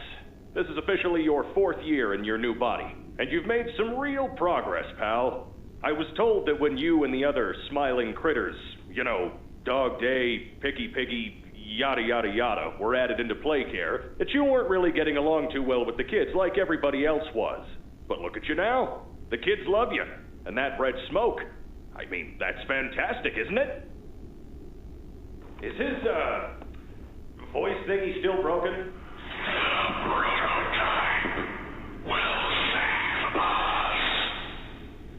Theo, nobody's gonna save you. This prison is where you belong. We'll let you out here and there to go see the kids in play care, but your home is here. And as for the prototype, his home is in the labs. This is your life now. Get used to it. I'll talk about more of this tape when I get to really talking about Catnap, but it goes to show just how heartless the Playtime Co. higher-ups were, and the abuse the toys had to suffer through at their hands. I mean, we're literally told the toys are kept in a prison, only let out to interact with the children or for experimentation. But it also shows Catnap's deep devotion to the prototype, refusing to speak unless it concerns him. Another thing to mention is Dr. Harley Sawyer. This is the first time he's brought up in game, and those who know about the plot of chapter 4 or have seen my video will know all about this pathetic scumbag. As we continue deeper into the playhouse and avoid the literal hordes of cockroaches we call the smiling critters, we make our way to an empty pool. Water dripping from above as we find a set of jail cells nearby, each covered in dirt and blood, with one in particular having claw marks like an animal desperately trying to escape its cage. Underneath, we find a makeshift bed and a sign etched into the wall, "I'm still waiting." And above lies a vent. It's fairly easy to deduce due to the candles and the toy body strung up that this is Catnap's lair. And not too far away does he keep his prisoners. You're Pappy's angel. Come to save us. Nothing left to save. Not here. Nor at Catnap's home, Angel. Their home. A myriad pairs of eyes are on you now. Watching, waiting, hungry. They want nothing more than to crawl beneath your skin and eat away at you bit by little bit. Fill what feels empty inside themselves. That thing. Catnap. The prototype is his god, and this is what he does to heretics. These little toys follow Catnap to avoid that very fate, and in return, they are fed. We try to fight it, the prototype's control. I am the last of the smiling critters. Listen to me. You need to get out of this place. You need to live. You and Poppy could fix this. End this madness. The torment. Oh no. Oh no. Leave me. Please. Just go. Run.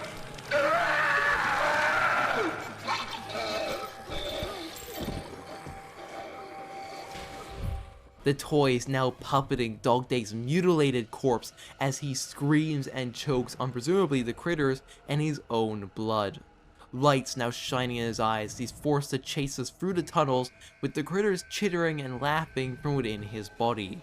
Each of the cells we pass, presumably once belonging to a smiling critter, now eaten and massacred. The entire sequence is amazing. There's a lot of religious imagery in this chapter, obviously. There's talks about the prototype being a god and us an angel, but as we look at how Dog Day is hung up, it's nearly a crucifixion, left to be slowly eaten for the sins of the heretics.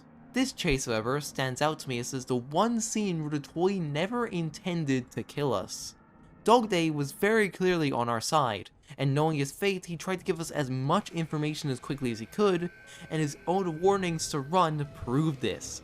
His last act was to warn a complete stranger to run, to put his trust in this person to stop everything that has happened as he's agonizingly pushed from the inside to put one hand in front of the other and crawl towards us. Eventually, we manage to slip past him using the purple hand, and the shutter closes as the elevator takes us up, where presumably Dog Day is finally put out of his misery, with the smiling critters screaming. And as the cherry on top, we find the Dog Day cutout.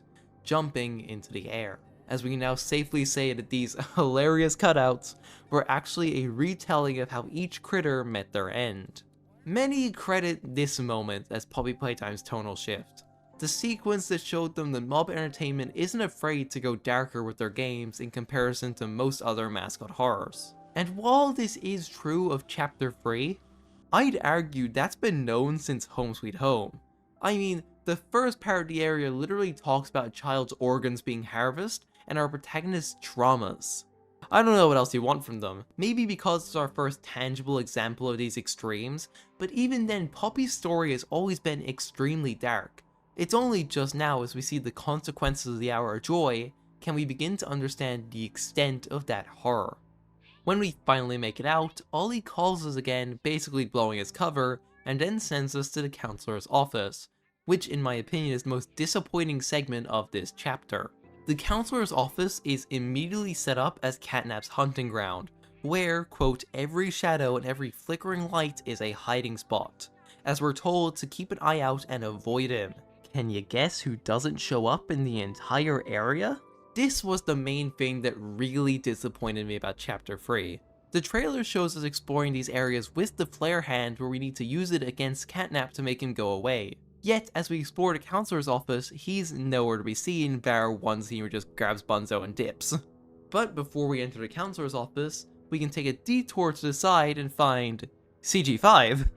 I bring this song up because it's a surprise tool I'm going to use later, but he's been making official music for Poppy since Chapter 3, so keep this one in mind because I'll talk about it in what, 20-30 minutes? Once we finally do enter the counselor's office, we find a tape which plays an announcement from August 8, 1995, The Hour of Joy. The following message is for all Playtime Company employees. At 11:01 a.m. Eastern Standard Time, an unknown hostile force was declared present within the Playtime Company facility. Personnel are to begin enacting emergency evacuation protocols immediately. Leave all personal belongings. Do not engage with any hostile individuals. If no exit path is available, seek shelter in a hidden location. Use blankets or pillows to cover your body, and remain silent. Do not look through any windows. Do not open doors for any individuals. Do not make eye contact. Open the door now. Joy. Proceeding further, we find more messages from Catnap warning us to go home. As we look around the office, finding areas belong to previous employees such as the head of Playcare, Stella Graber. That's right, our girl's going up in the world! And the tape that lies here is so telling to Stella's role in the story. Oh, Mr. and Mrs. Hartman. Come on in. Please, have a seat. How was your ride down? It was, nothing like we were expecting. Mr. Ludwig's speech was, well, it just confirms for us that you're the orphanage we want to go through. It's a truly magical place. I felt right at home from the second I entered. You open that door the first time and you just know you're never going to leave.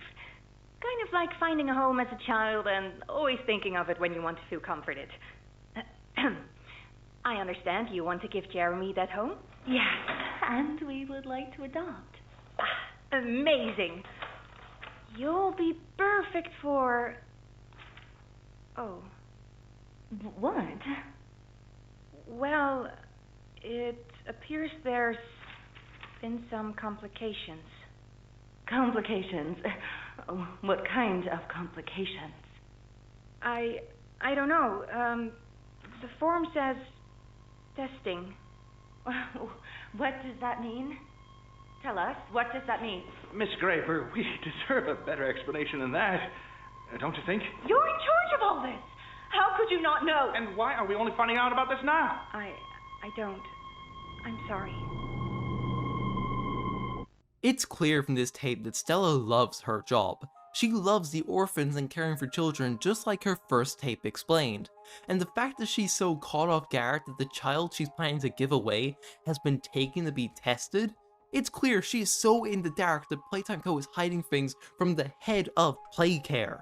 The music allowing us to feel what she feels. A child she was about to give a loving home to has been taken from under her nose, and now she has to explain that to a couple in front of her. Taking the key from the vent above, we drop down to a room full of red smoke, complete a few puzzles, before finding the battery we need to power everything up.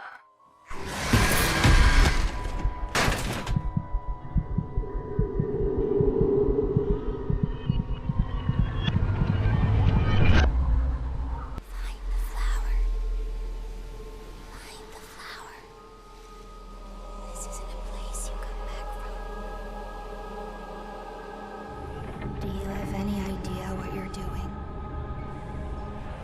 Do you know what's happened here? Do you know who we once were?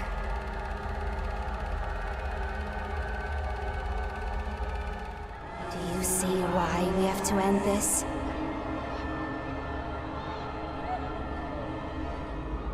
Do you even know what's real?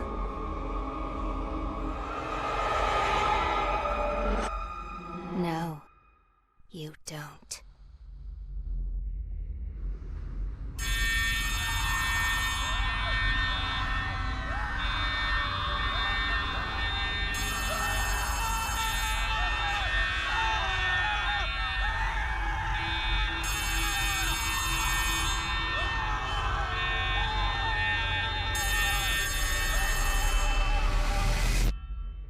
Now, while I do feel the catnap's initial jump scare would have worked better with some build up, the scene is amazing all on its own. Unlike our first hallucination, this isn't about our fears of the experiments. It's about our fears for the employees and the children. Our protagonist knows enough about the Hour of Joy and the experiments themselves to come up with some ideas. They know it's related to the prototype and Huggy was involved somehow, and that the children who once lived happy and full lives here were taken and twisted into something else entirely. But as Poppy says, we still have doubts. We still don't know everything. We're still in the dark without a reason to even be here. We're wandering aimlessly through a world that belongs to them, expected to come out on top against all odds. And that's our protagonist's biggest fear nearing the end of Chapter 3. Waking back up, Catnap warns us to leave Playcare as we pack our shit and skedaddle out the door, bro. I ain't sticking around. Taking the power and plugging it in only to get to 95%. Luckily, using the dome power, we can get the last 5% we need, taking a jumbo battery that should not have fit for that pipe, and make our way to the gas production zone. As we go to plug it in, however, Catnap ambushes us, filling the room up with red smoke as we realize that Catnap took our gas mask.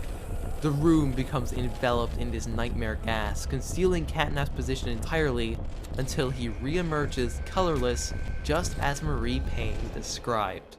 Yeah, bro just looks like Garfield, I'm sorry, but like, what is this? He had a beta design where like his body was made of the orphans of Playcare and that looks sick as hell, but this is just big malnourished cat. It's cool and all, but in my opinion, Catnap's base form is far scarier. Now, remember back to Chapter 2 when I said the chases were the most iconic part of Poppy, as they help to give an idea of who these characters are through dialogue and the environments? Well, say hello to the Catnap boss fight that removes all of that up until the very end. Think of this like a classic FNAF gameplay loop. We need to charge the power in this slot, and to do so we need to sacrifice some batteries we're using to defend the office. Luckily, we can use the flare hand to find out which catnaps are illusions or real, and manually hit them with whatever gas this is. Catnap can come from 5 ways, 2 from the front, 1 on each side, and 1 up top. We need to defend this office for roughly 180 to 200 seconds, and upon succeeding we overload the green hand and shoot it at Catnap. This alone isn't enough to stop him, however, as he gets back up right to hit us with red smoke again, only for the electricity to cause the gas to combust, burning Catnap from the inside out. As he writhes in pain, however, a familiar hand reaches down from the roof. Catnap composes himself and kneels in front of his god, as the prototype stabs him through the head and carries him away. And now we can talk about Catnap. Theodore Grambel was an orphan who resided in Playcare. During his time there, Theodore would draw a self-portrait of himself sitting on a bed, and below the bed was the prototype. The prototype, under the guise of Theodore's imaginary friend, convinced him to sneak into the head counselor's office and steal some files. However, he was caught and reprimanded. A while later, the prototype would tell Theodore that he knew a way to escape, instructing him to steal a grab pack with 2 green hands, and they made their way towards a gate in Playcare, planning to open it with the green hands and escape. However, Theodore would overcharge his grab pack and electrocute himself, while the prototype had a clear path to escape, and it was unlikely that Playtime Co. would recapture him. But instead, he chose to stay behind and carried Theodore's body to Thomas Clark, who would go on to become Experiment 1199. Thomas was unaware of what the prototype even was, but regardless, he tried to save Theodore until paramedics arrived and saved his life, allowing him to return to Playcare a few days later. Shortly after, the prototype would be recaptured in the lower levels, and Theodore would be chosen to become Catnap and undergo experimentation. Unlike most, however, Theodore would show signs of remembering his past life, and this is why he worships the prototype like a god. He believes the prototype has saved him. In the process, his god, his savior, his hero, had been locked away by those in charge. This would lead him to become an acolyte, believing that the prototype will one day come to save them all and give them freedom in the hour of joy. And when that day did come, Catnap would rampage.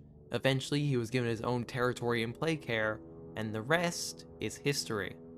That is Catnap. That is all Catnap is and all he will be. A religious cultist devoted to the prototype's every word. So when the prototype sent his hand down from a blinding light, it's no surprise that when he met a similar fate, he would embrace his god once more. When all is said and done, we go to leave only to find the mandatory prototype tape waiting for us. Log code 24459. In relation, experiment 1006. The prototype. Stubborn as he is, and always silent with each passing session, I'm still uncovering fresh data nonetheless. Today's discovery.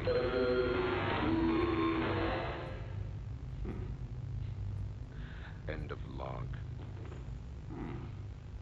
Ready to talk now, are you? I possess A question. Go ahead. Do you feel anything? This question referred to what exactly? You stick us, beat us, tear at flesh. Do you feel it? There's a secret inside you, 1006. Valuable beyond all measure. I cut and prod and burn at it, and I get closer with each session. So speak, or don't. Fight, or give in. Regardless, I learn something new about you every day. It excites me. Thank you. You thank me? Absolutely. I learn something new about you every day. This finally shows us how Playtime looked from the perspective of the toys.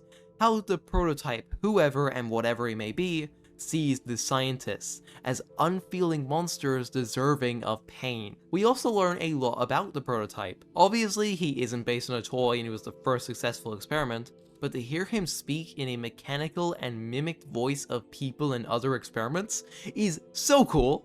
And with every passing chapter, I become more and more excited to see what the prototype looks like.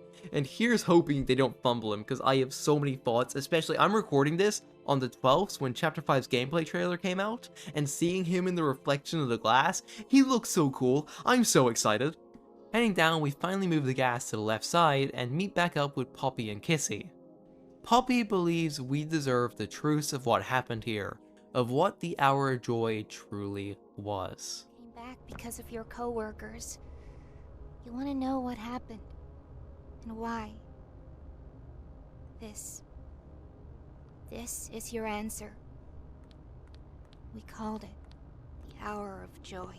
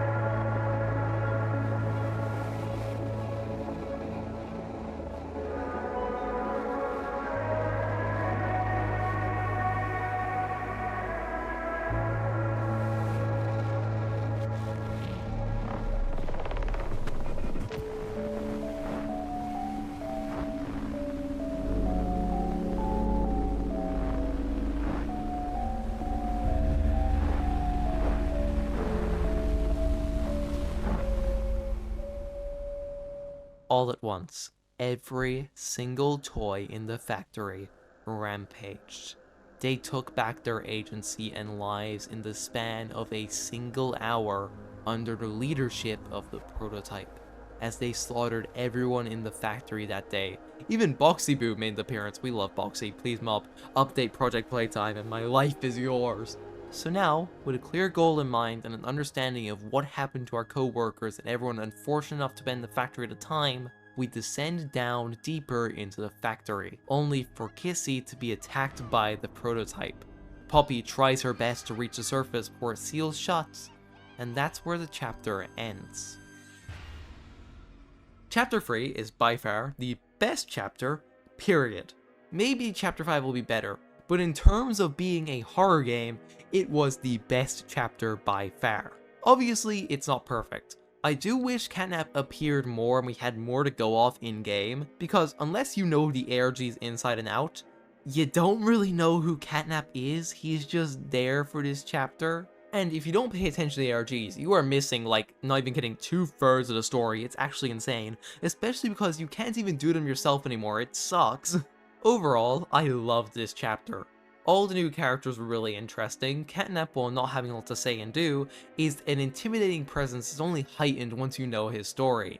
Miss Delight was wonderfully executed, and Dog Day, do I need to say more about Dog Day? And it was neat to finally get to know who Poppy is 3 chapters in, and to finally get a motivation behind everything that's going on. Mechanically, outside of the damn swinging, this is the best chapter as it introduces 2 of the most fun hands in the series while saying goodbye to an old goat, as we lose the green hand in this chapter and never see it again. Now, for the Chapter 4 ARG, outside of videos revealing the antagonists, we really only get one tape in the form of Restricted Omni Tool.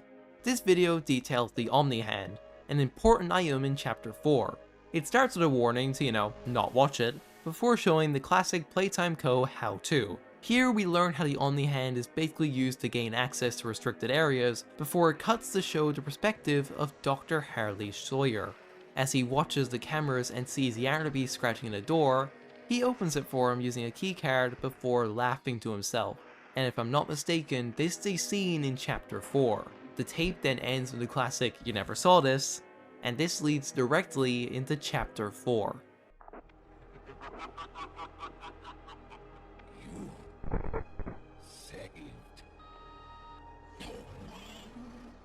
What? No intro cinematic of Doughy? How could I? Well, you see, I've already done an entire 40-minute video on Chapter 4. So if you want my full thoughts on a chapter and all the lore alongside it, I would recommend you go watch that video.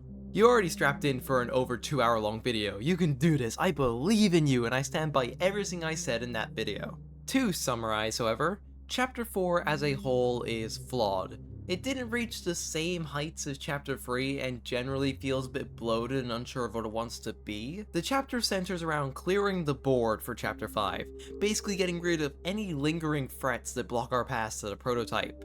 After dumping us down here, Poppy runs off to help Kissy from the last chapter. And with the help of Doughy the Dough Man, we avoid Yarnaby, my beloved, and Potential Man as we make our way to Safe Haven. However, as we get closer, Poppy and Kissy save us from an encounter with the prototype, as we see the silhouette of its legs pass by.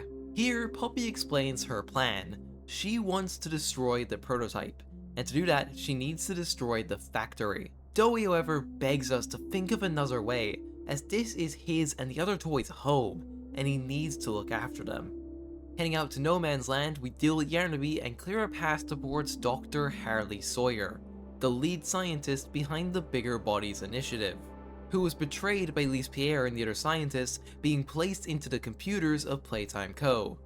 Currently, he's working with the prototype, so we destroy his organs one by one and shut him down for good, taking the Omni Hand, a grab pack upgrade capable of restarting Safe Haven's generator and accessing the labs. However, as we return to Safe Haven, the place is under siege by the prototype, and Doughy goes off to defend it as we work with Ollie to reset the generator, pulling it off and saving Safe Haven. As we look for Doughy, we collect the bombs Poppy needs as well as directing the combustible red smoke, before we then find Doughy wandering around. Only it's too late, as the prototype took the opportunity to attack, stealing some of the explosives and blowing up Safe Haven, killing every single toy in there. This causes Doughy's three personalities to snap and go on a rampage, and despite our attempts to calm him down, we're forced to kill him, and we reunite with Poppy as she blames us for his death. However, there's no time to mourn, as we learn that Poppy is Elliot Ludwig's daughter who was brought back to life with Poppy Gel. And the prototype reveals that he has been pretending to be Ollie to trick Poppy into trusting him, which scares her enough for him to ditch us and Kissy after blaming us for killing Doughy. Like, girl, be so for real. The prototype then uses the explosives on us, and despite Kissy's best efforts, we go tumbling deeper into the factory, ending up outside the lab and coming face to face with Huggy Wuggy. Obviously, I go a lot more in depth in my dedicated video on this chapter, but that's all you really need to know in the lead up to Chapter 5. But guess what? There's more, as of course there is an ARG, and this had 4 videos released. So let's start with the first more cryptic one.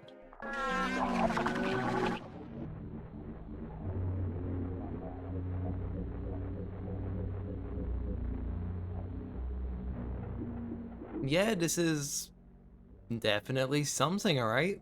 I'm sure it will make a lot more sense come Chapter 5, but the main takeaway is this red Huggy we can see barely poking out here. So let's move on to the more legible videos, starting with Restricted Conditioning 1990. This tape once again follows Jessica Newman and newcomers to these tapes, Preston Willard, or PW, as they work to condition Catnap after an incident that resulted in multiple staff casualties. As they work, PW expresses doubts in the process, but Jessica seems almost unfazed by everything, calling their work important. Catnap throughout holds on to his humanity, constantly reaffirming that his name is Theodore.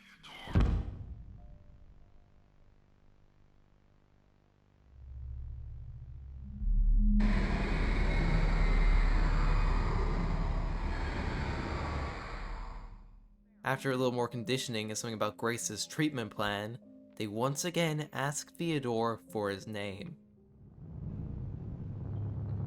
What? Yes, your name, please.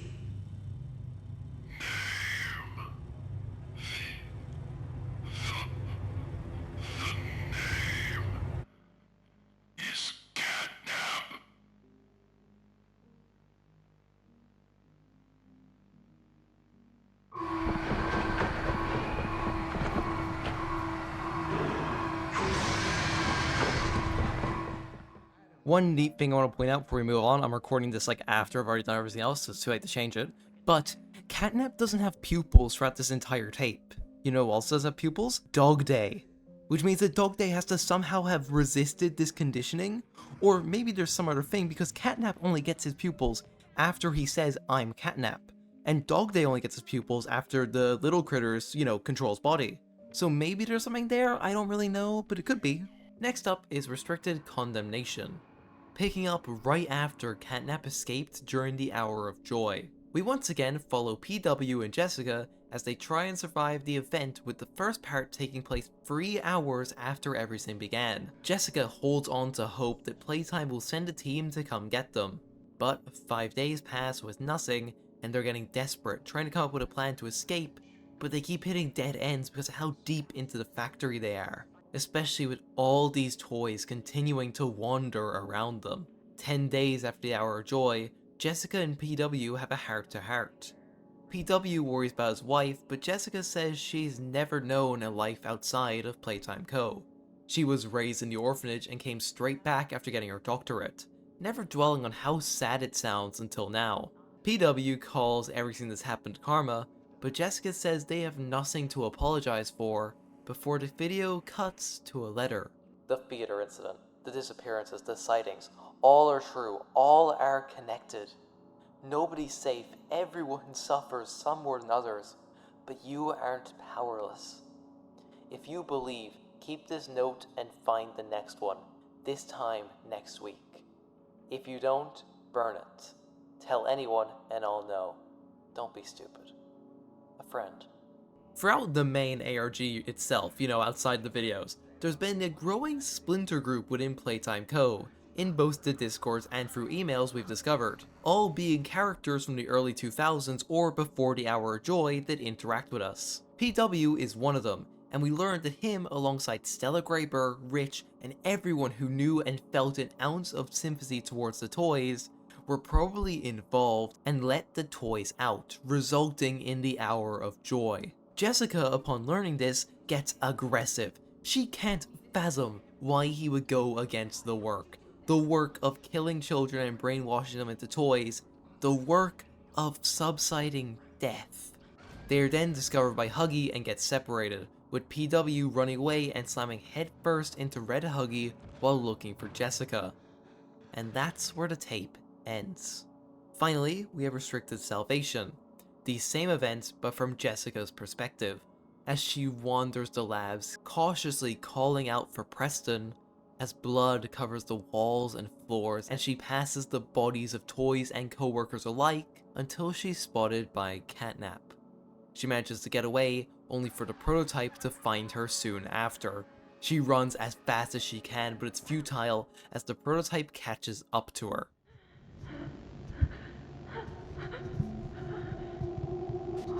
God. God. Good evening, Dr. Newman. Now, Doctor, we must. Please, I'm so Isn't that right? I'm sorry. I'm so sorry. Please. That's funny. You're the second person I've met today. who said that. The other was my Good friend, Preston. Preston was Always. nice to me. You were never very nice. Were you? Dr. Newman.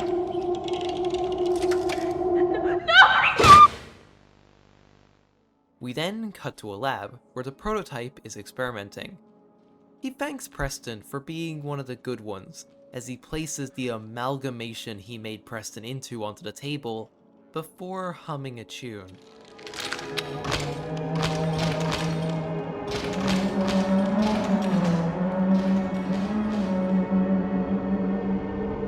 Now remember my CG5 surprise tool? Well, you see, this particular tune is obviously the main theme of the game, but in CG5's Hour of Joy song made specifically for Mob Entertainment in Chapter 3, this tune has lyrics that read, "In the hour of joy in this paradise, I think about all that has been. If we had never done the things we did, if we had realized all our sins." The prototype is humming this, because keep in mind, Mob Entertainment is the one who posted the music video, so they officially endorsed this song, so they know these lyrics. This is the prototype mocking all the researchers that mentally and physically abused them after Ludwig's passing. Which leads us to now. 15,000 words and 40 pages of script later, we can finally talk about Chapter 5, Broken Things.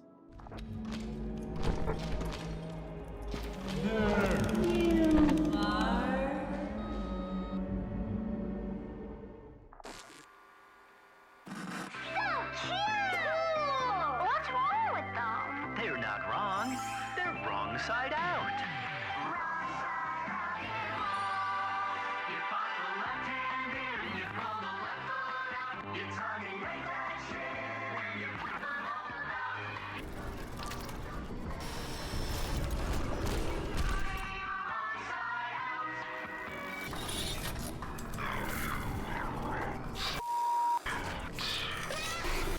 Cuddly, adorable, but not quite what they seem. What a surprise!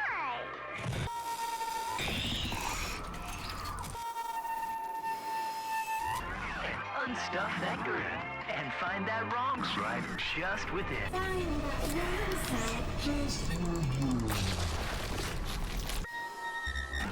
They're the wrong side animals.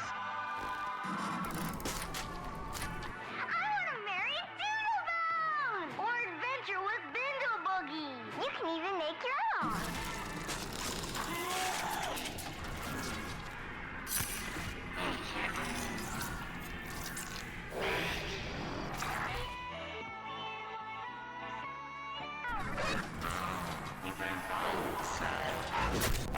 Wrong side animals. Available now from your pals at Playtime.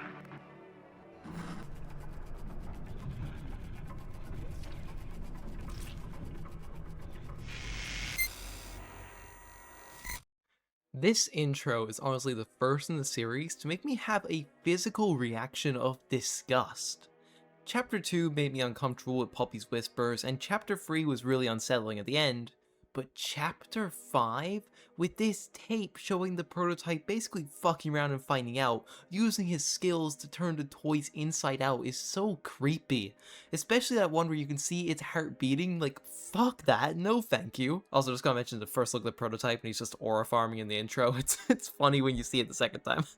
This may be my only chance to also talk about the wrong side animals. Despite them being the topic of his intro, they don't really do much, sadly. They only really serve as collectibles and to introduce us to the concept of a toy being flipped inside out. Considering that the toys never went into production at Playtime Co., so they had no reason to make them into experiments.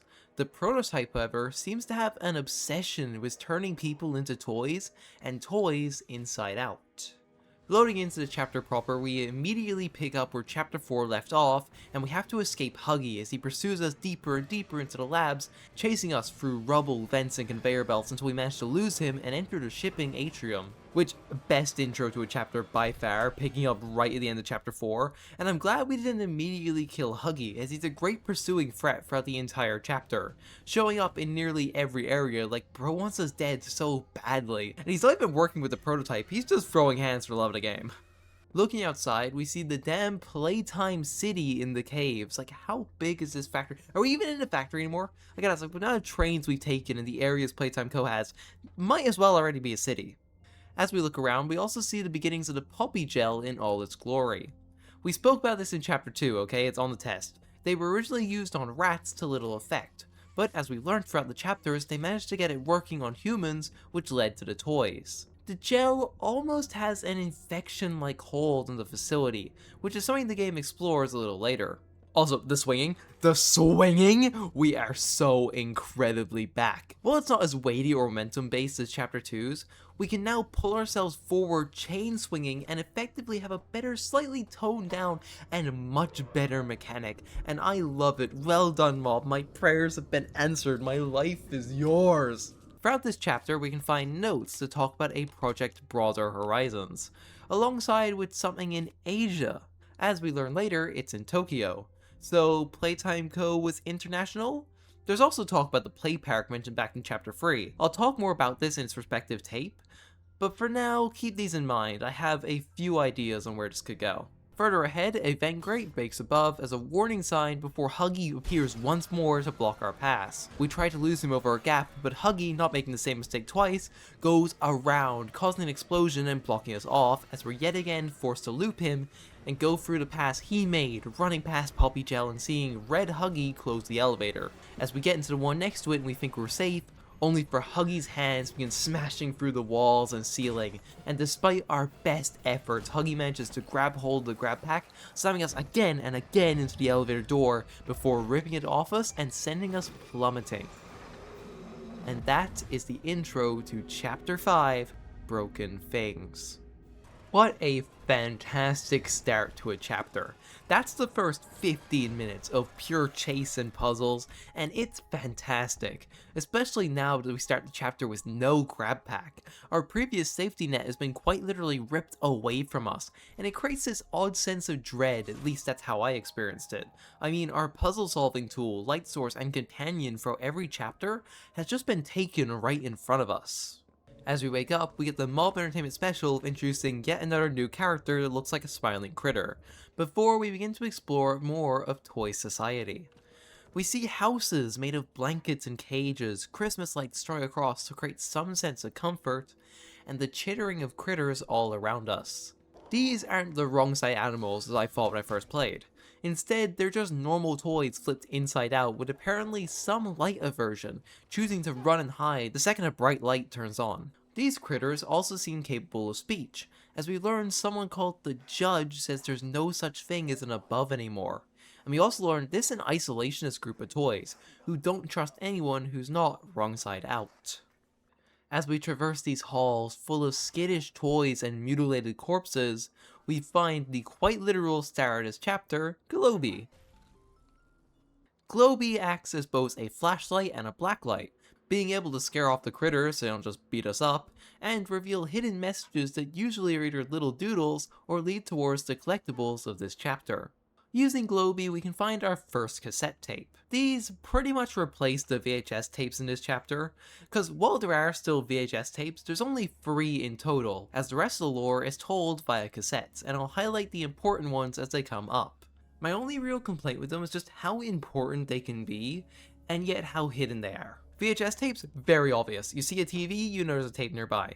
But the cassettes are hidden so incredibly well for how important they really are. They show really interesting character interactions between experiments we've only ever heard about, and really important lore moments that 99% of the player base is bound to miss. Hell, there are 9 of them, and I only found 7 on my first playthroughs by my best efforts. As we try and find a way out, we're suddenly attacked by a wrong side animal.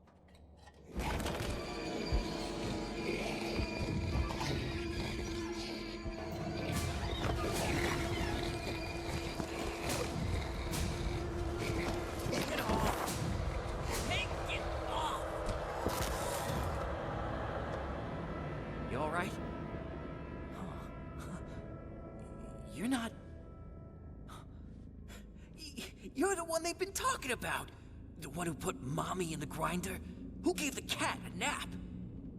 Down here, they're calling you the Playtime Butcher. What are you doing all the way down here? Is Poppy... I mean... You were with her, right? And the rest of them? Up at Safe Haven? I heard things. We can't stay here. I got a place. Just follow me. This is Giblet. He's the toy we saw in the cutout earlier, only, just like the others, the prototype has flipped him inside out. Giblet is a fun character. Maybe he talks a little too much during some particular sections, but he's overall okay. I don't dislike him, nor do I really care much about him. He's just there and he's fun, so I don't really care. We learned that Giblet knew Poppy before the Hour of Joy and everything went down, questioning if she really knew what she was doing when she was trying to blow up the factory, as we follow him towards its hideout, only to get intercepted by the one person we didn't want to see. No. You wouldn't come down here. Just find a place to hide.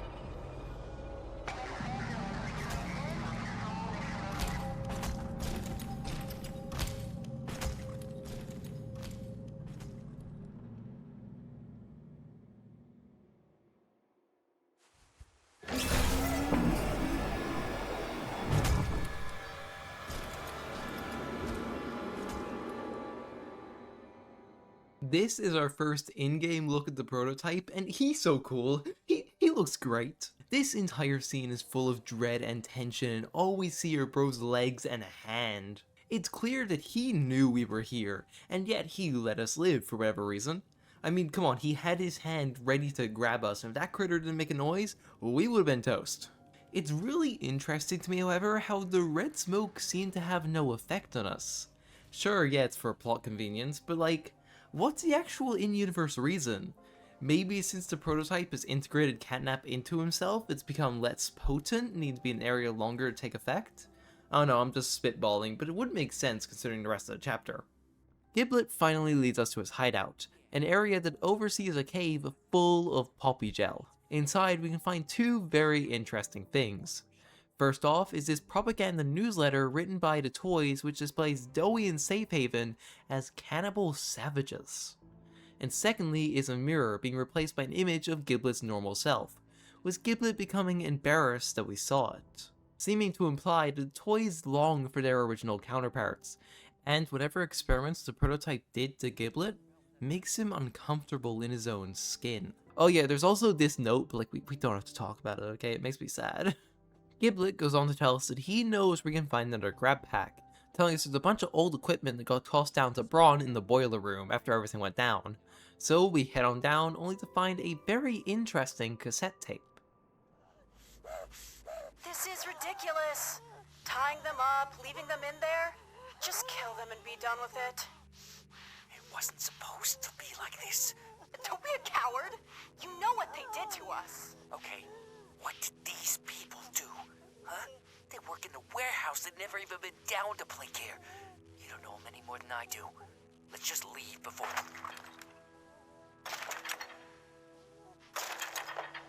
Survivors. In there. He tied them up. Why? Because he's soft. But this isn't... I can't. I just can't. You can. You have to. No. No, They can't leave. And they can't stay. But I never wanted this. Want is inconsequential. We agreed. We do this together. Now, while the tape in and of itself just goes to further Giblet's character, it's interesting to see Bobby Bearhug of all people side with the prototype. It may be just like the little ones in Safe Haven, but if this is a bigger body Bobby, then that makes another tape later in this chapter far more interesting, but also gives me a lot of questions about Dog Day's story, as he said that all the Smiling Critters bigger body versions fought back against the prototype and Catnap, and yet here they are working side by side.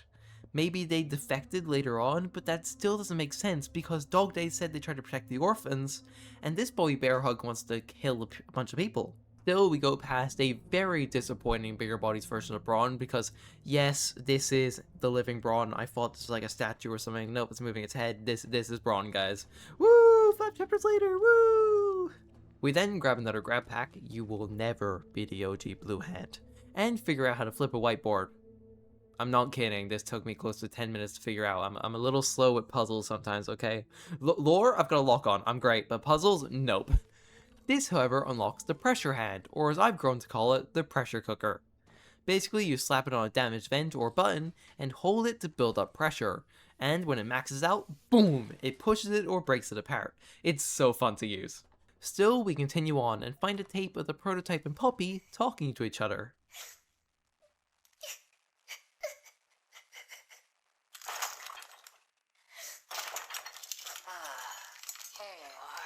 Hiding in your room. Running away. From the rebellion you started. I can't be who they need. I'm not. I didn't ask for them to look to me. But I... Failed. It scared you. And so... You ran. Like a child. Prototype. Stop this. Please. You wanted something better, but if you don't let the orphans go, you won't get it. Don't you see that? Even if you kill me, you'll be fighting the others for years. Please, just let them go, and no one else needs to die for either of us. Please. Everything dies, Poppy. Everything except us. You refuse truth. You refuse reality. Your orphans can never go free. Otherwise, we'll be left with nothing. And infinity will be lonely. I know only one way to make you see this. No! No! Playtime! Please! Stop! Please!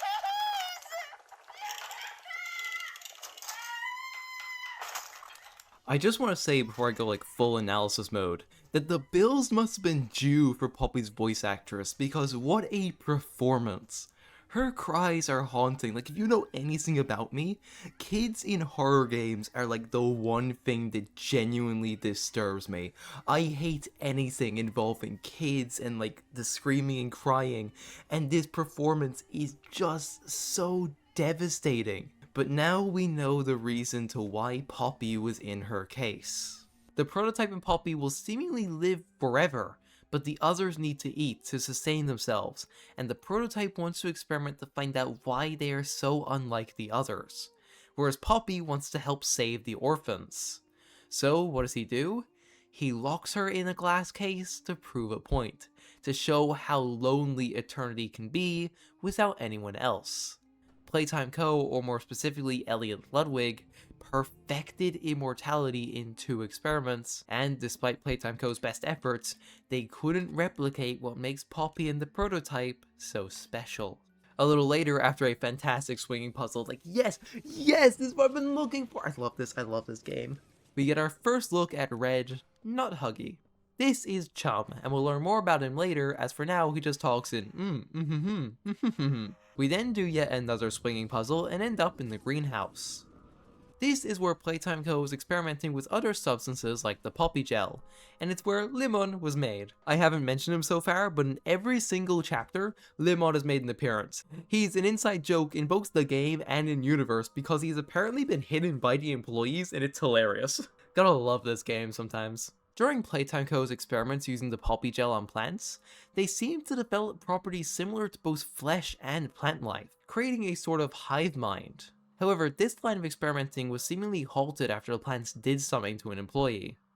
Despite Playtime Co. having stopped experimenting, however, it seems the plant life has grown out of control, enveloping the lab in roots and sap, even developing Pinocchio-like heads. Like, that's not creepy at all. But we leave into the next area and find a note on Dr. Chloe Arkins. Pumpkin! And I guess you too, David. Hey, you. Sending my love from a particular toy factory out west. Still insanely weird to say out loud. Missing you both like crazy right now, and I know, it's only been a couple of weeks, but still. Anyways, I told you I'd give you an update on the kind of people I'm meeting here at the lab. Some of the scientists here are super quiet, keeping mostly to themselves. They love the work, just not the people. Some are kind, but they almost feel a little sad when you talk to them. I can't exactly say why. And others are, well, let's say they're not the type I wanted to see here. There's this initial group of scientists that everyone else is built around, the Brain Trust. I'm told these people were from some relic program in the 60s called the Young Geniuses Program. The head of them is a guy named Harley Sawyer. You guys would hate him. He's the type to let others break their backs lifting hay and then congratulate himself on the good work he did. I know the offer was a strange one, and David, I know you're worried about me. You don't even need to say it. You've just always been like that. But I really believe in this. Playtime sold me a vision that means something. Maybe even everything. It's not enough for me to just patent a thing and make a bit of money off it, then retire somewhere to teach in a class where nobody really cares about what you've dedicated your life to. I need what I do to do more than that. Julie, I want you to be proud to have a mommy like me, and I swear I'm going to do just that. Promise to be home for your 9th birthday. Love, Dr. Chloe Arkins.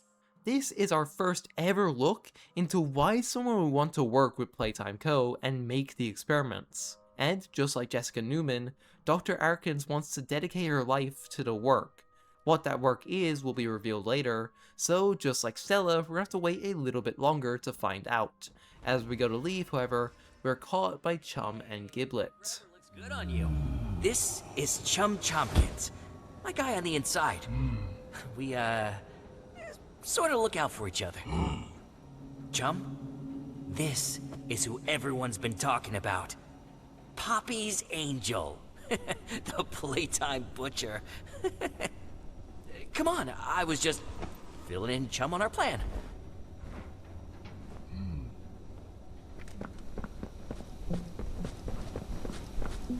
Look, we're not the first to try and take out the prototype.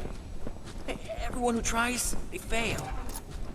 I mean, you've seen the guy, he's so juiced up on that pink stuff you can cut him in half and he just put himself back together. Yeah, you heard that. You see me pause. You heard that right. I was going to cut this scene after the cutscene played where he's like, come on, I've got something to show you.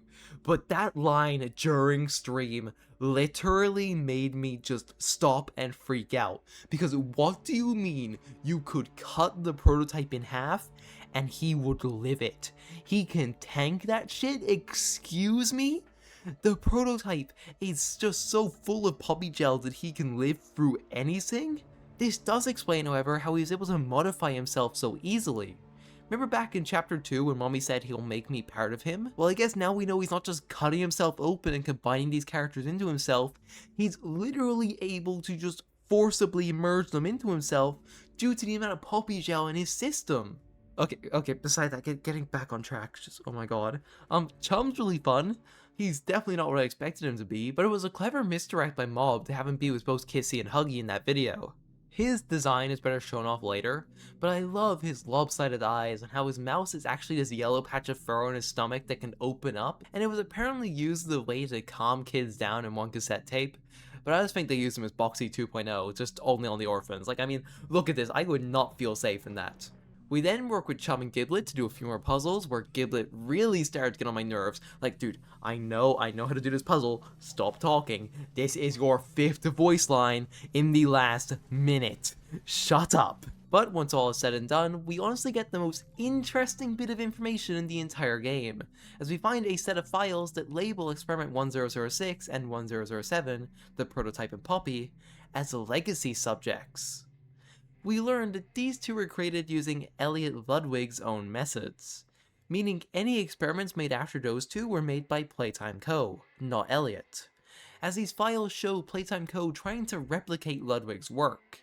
We see that the puppy gel is integral for successful outcomes, and Ludwig's specific mixture outperforms everything that's commercially available, as it works to promote regeneration and tissue growth. We learned that Playtime Co. has been able to replicate it in a lab, and has been able to create a negation compound, something that can stop the indefinite growth of puppy gel, as when exposed to unlike Elliot's, when exposed to biomass, Playtime Co.'s just grows and grows without stopping.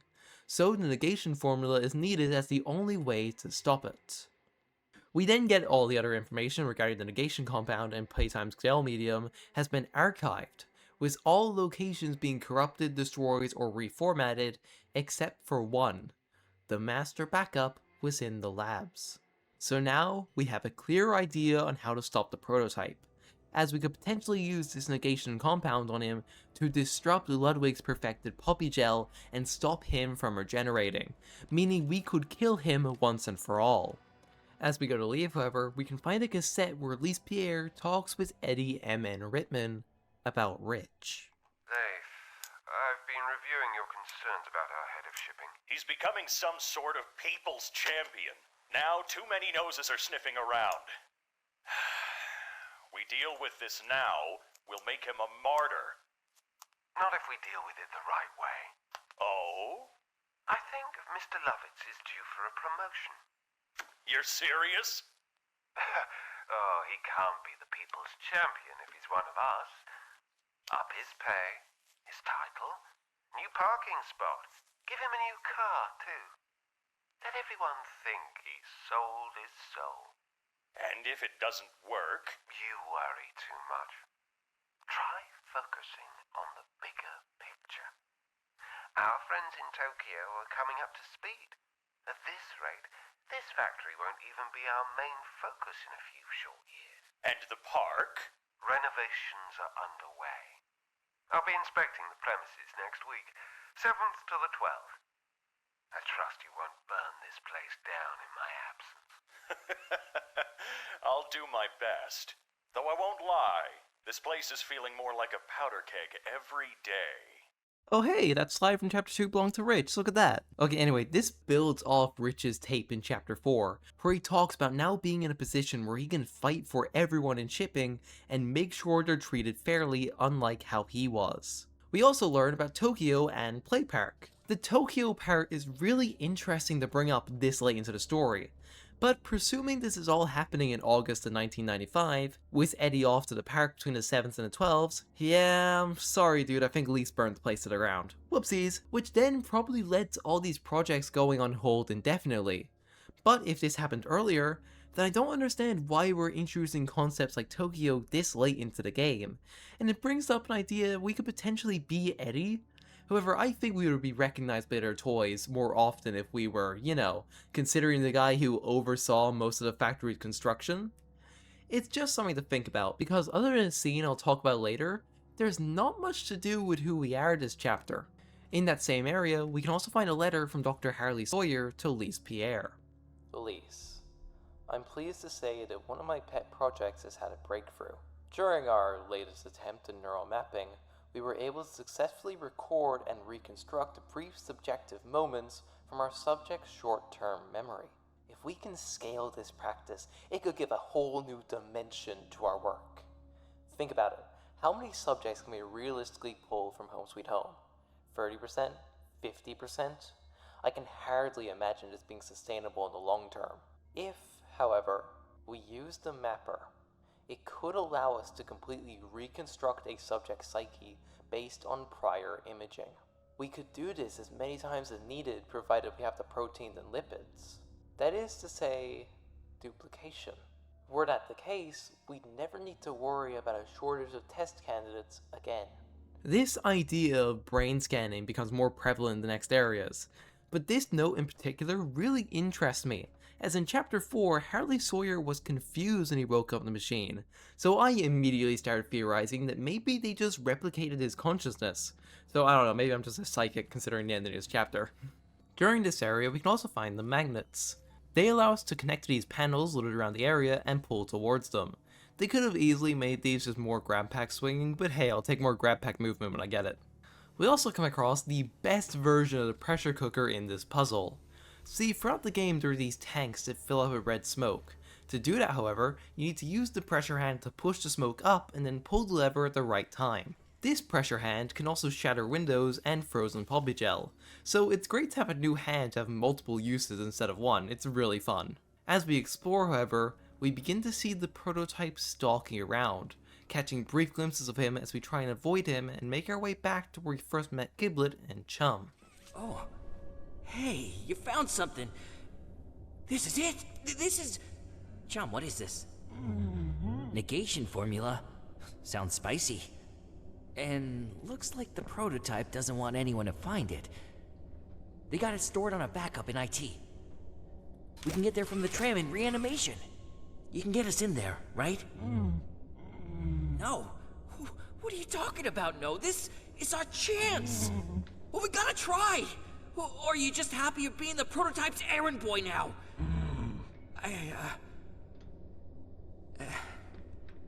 Look, I'm sorry. You help us out and we're even. I mean it. Gel Lab's a mess right now. Could go up from the pit, but... let's see. Maybe we could risk Sweet Street to... scrap.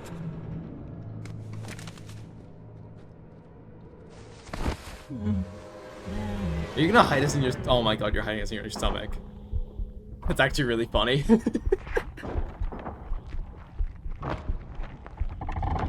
I thought I'd find you hiding in here.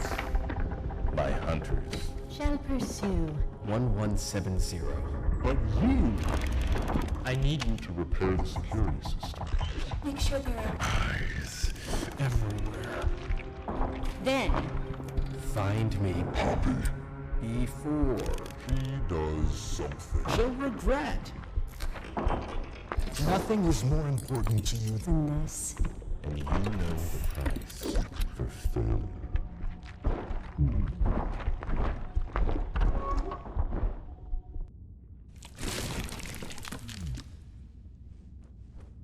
Dude, my clothes are all wet.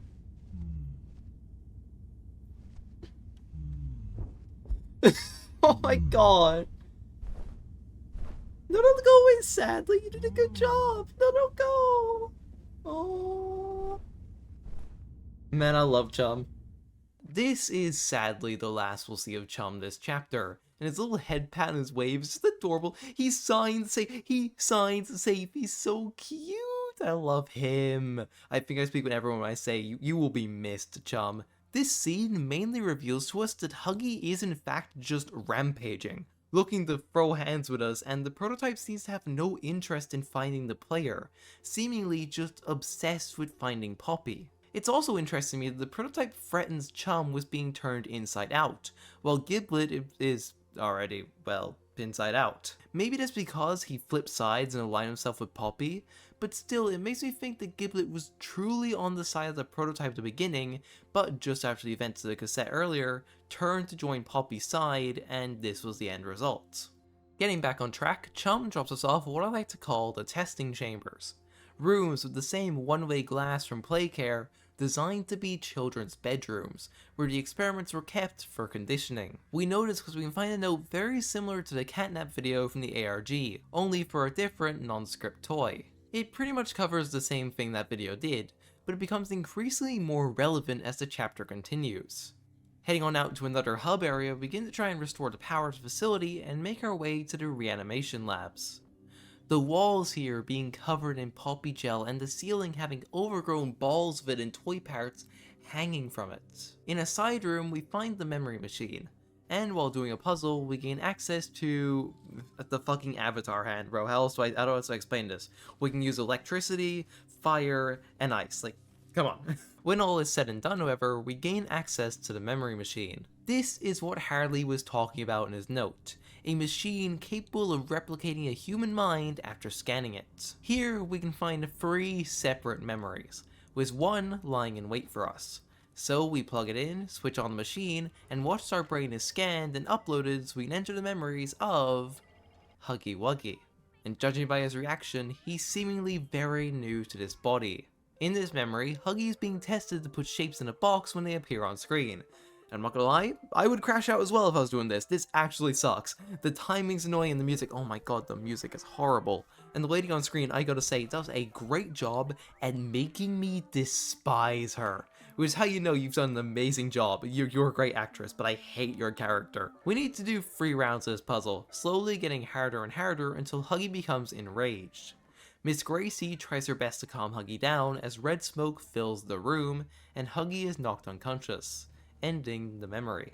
Exiting out of the memory room, we access more conditioning cells as we look to unlock Huggy's second memory. The tapes we find around here are for conditioning the toys to believe being a toy is a good thing, to see it like the best thing to ever happen to them. And this is disgusting from Playtime Co. Never in my life have I been more uncomfortable looking at something. And Mob, you have outdone yourself. It's so well done, I fucking hate this company. This specific tape I've been showing seems to play right in front of the kids just before they're sent to experimentation, and it's horrifying. Another tape then, without visual, calls the human body wrong and claims that being a toy is the better option. Like, Jesus Christ, Playtime Co. were you trying to radicalize the experiments? Because there's no way you didn't see that coming. You're literally telling them to spread joy. Like, what did you expect? Next to the second memory, we find a note to Lise from Dr. White. Lise, given the sensitive nature of the subject, I suggest make use of the neural mapper. We can run the process in parallel with normal procedure, having one of the resulting versions put to work, and the other stored somewhere for safekeeping. Hell, shove it in with the computer servers and call it a day. No need to be fancy about it. Dr. White. Do it. LP. This is what confirmed to me, even before getting to the end of this chapter, that there had to be at least 2 Harleys. My original guess is one in the machine, and one that may have died during the Hour of Joy, or something else happened to him. Or maybe they were both in the machine. The original Harley is the one from chapter 4, and his brain scan is stored on the backup. Still, we strap ourselves back into the memory machine, and wake up yet again as Huggy. This is basically musical chairs. When the music stops, you need to find our designated light and stand on it. Kinda how we saw Huggy in the first chapter. However, there's one smiling critter lying on the floor, unable to move, begging not to die. Miss Gracie breaks character asking what to do, before we're told to pick it up and dispose of it. Why don't you give them a time? No, please! Please! Tell me who I am! Please, don't put me in the box! Don't put me in the box! I'll be good! Or pray! Don't put me in the box! Huggy, please place the toy in the bad toy box.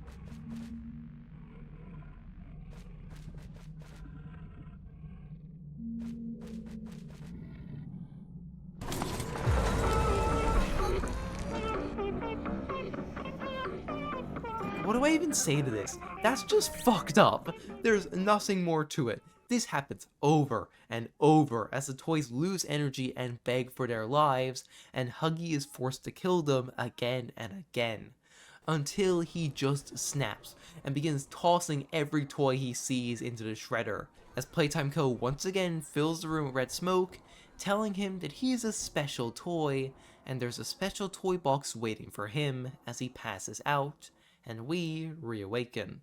And I love how these memories show Huggy snapping due to the conditioning. They first enraged him with a rigged puzzle, then they forced him to kill and kill until he just starts to do it unprompted.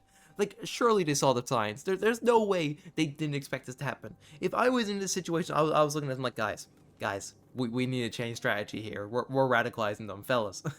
The final memory, however, is extremely interesting to me.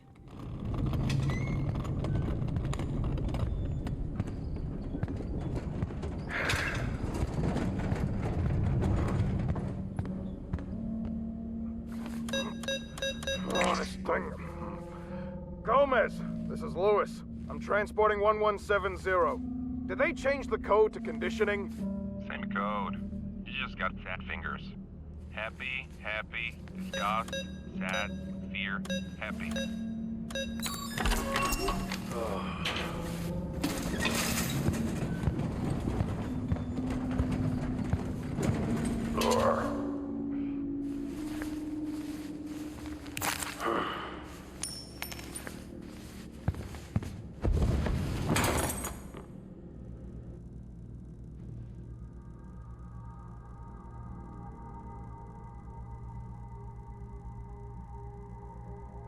Hey there, all you lovely lilies. It's a sunny day. I feel warm. Don't you feel warm? I feel safe. You feel safe, don't you? Huggy's having none of this, however, as we're able to smash the TV and rip ourselves out with the restraints as the employee who brought us in begs for his life, closing the shutters in our face and trying to pump red smoke in. It's useless, however, as Huggy shatters the glass and breaks out of the cell, chasing him to the end of the hallway, shattering and destroying everything in our path until we kill him. What really excites me, however, is that we've seen the keypad from this video in the actual rooms we've been exploring. So now, knowing the code, we can access it and find the first tape of the chapter, a showcase of Experiment 1170 for investors. And this VHS, despite not having a single line of dialogue, is so interesting to me, as it shows us the toys are a lot more biological than we initially thought, with like Huggy growing teeth in 2 weeks. Like, we just thought they were pre-made, but no, they're growing. Like, we see these amazing shots of the toys learning. Like, look at Huggy, look at him, he looks so good, and it's so interesting to actually get like a display of this. And then we get to Kissy, and this is the real kicker to me, because these two are basically the same toy. They pretty much serve the same purpose. So why are they so different? Why is Kissy just a chill gay icon, while Huggy is like Huggy? It's such an interesting thing that the game never really explores, but it's been stuck in my head ever since I saw this tape. When we go back, however, we can find the note behind the memory machine. Lily has been in continuous isolation for 410 days. She's been provided only the bare minimum Of food, water, etc. She is childishly naive. only ignorant of her crimes. I have moved her. The space is needed. No, however, that this changes Nothing. She will not be allowed to join us. She will not be allowed a quick death. I'll talk more about this in a second, so keep it in mind, this is once again on the test.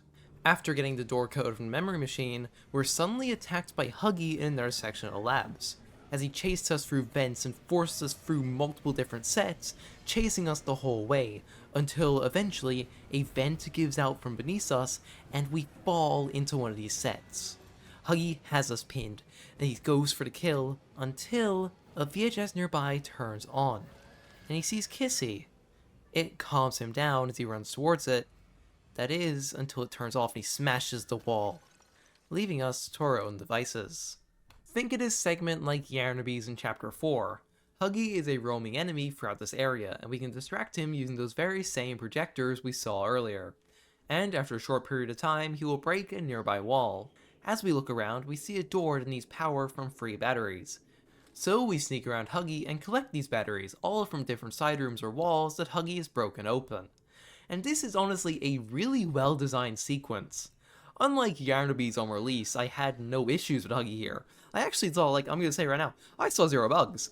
I was able to outrun him when spotted, he wasn't unfairly grabbing me through walls, and overall this section and the entire game functioned as intended.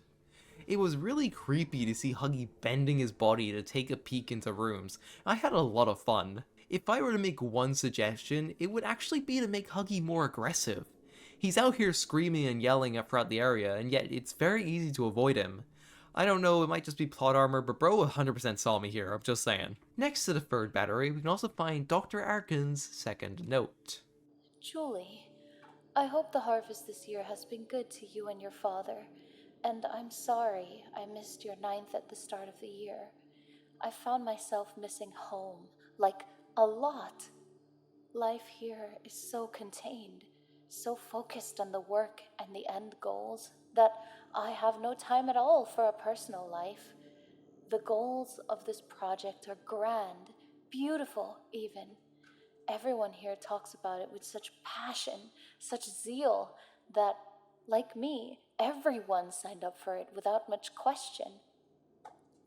The work itself, however, is nothing I can talk about openly. The processes themselves are difficult.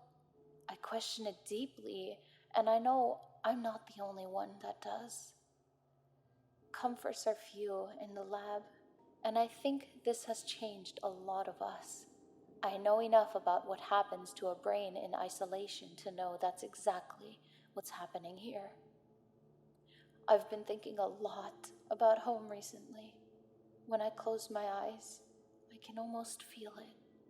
Hayseed in my shoes, the taste of fresh lemonade in summer, your father's ugly leather boots that track dirt all the way up to the second floor bedroom, Ranger barking out the back door at foxes. Most of all, I think back to a few of the lessons I taught you. I think about all those nights spent nestled on the porch with you, the two of us wrapped so tight as the corn waves in the field. I want to give you a better world than the one I'd inherited, to give you something worth fighting for, just like my parents gave me.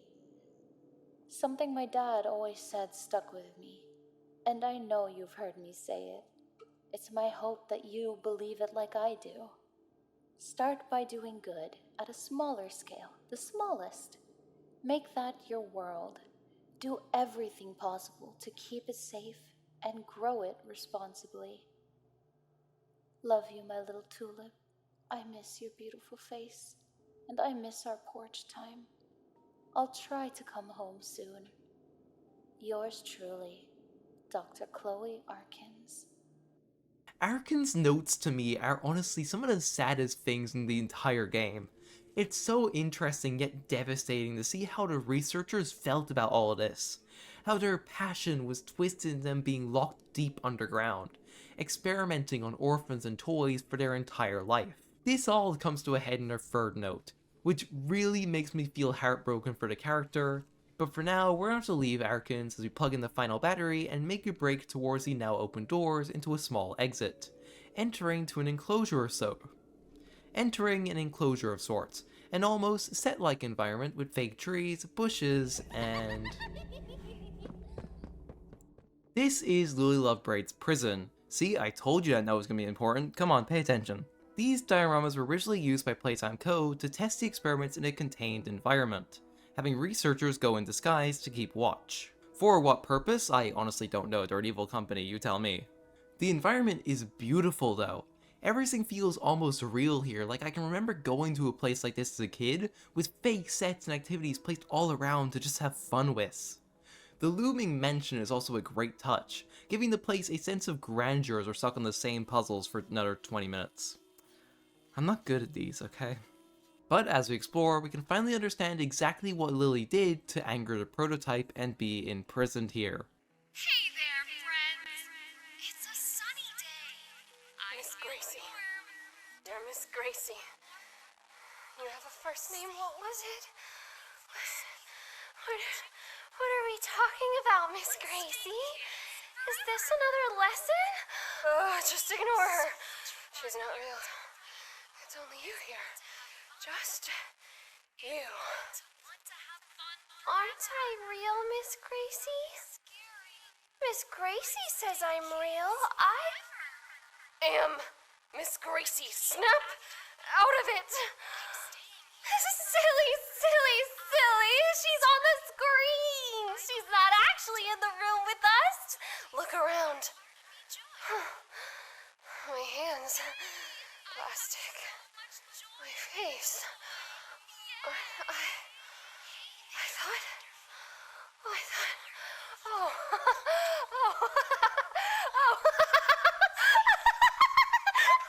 How embarrassing! I can't believe I thought you were actually in the room, Miss Gracie. Egg on my face. I love Huggy, and I love Kissy, and I love all the friends. I want to go home. No, we're gonna have a tea party. I love tea parties, and I love crumpets. Crumpets are the best. Please let me out. No, we can brush our hair and hang with the friends.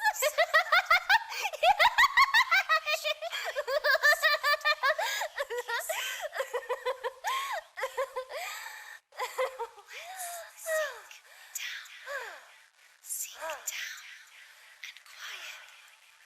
You are a toy. You have always been a toy. I am a toy, Miss Gracie. I'm a good toy. I promise. That's right, folks. Lily is Miss Gracie. But how? We see her corpse later in the chapter. Well, dear viewer, because I've seen a lot of confusion on this topic, and it really hurts my brain how they are confused, let me yap for a minute or two. Remember Harley's brain scans?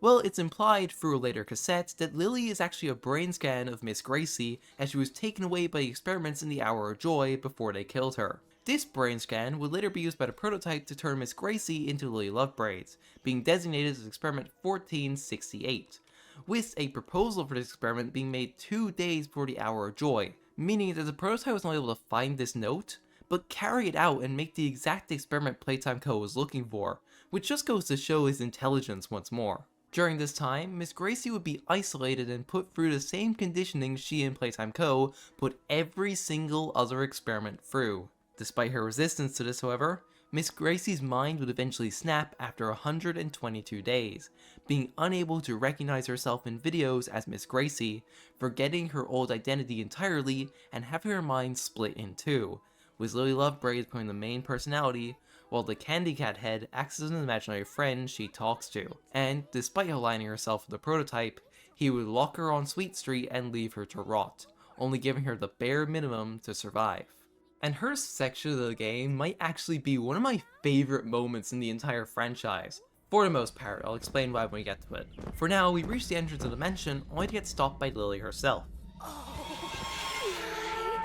Goodness! I don't think they're here for the party, Lily. Well, of course they are, Candy. Why else would they be here? We're going to have so much fun!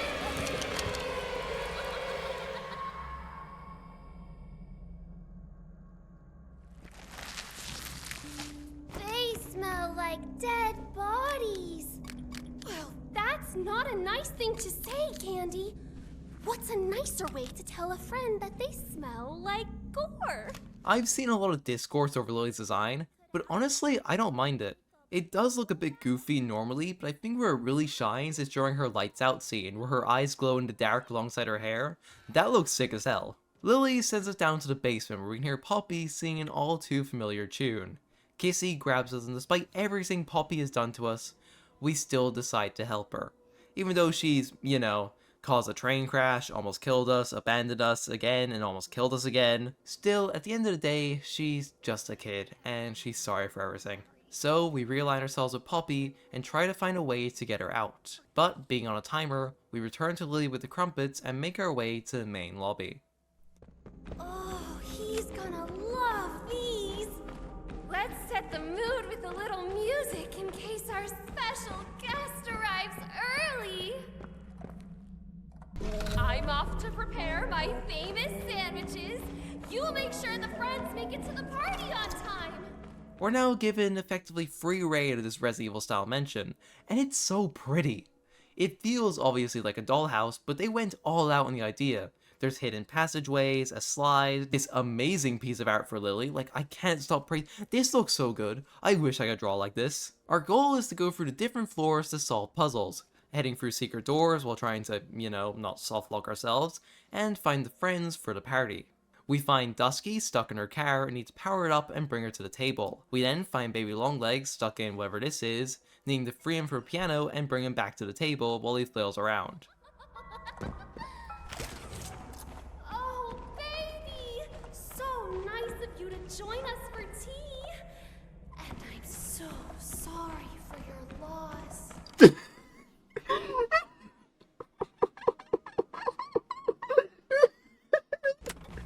Now, who are we still missing? Whoever this is.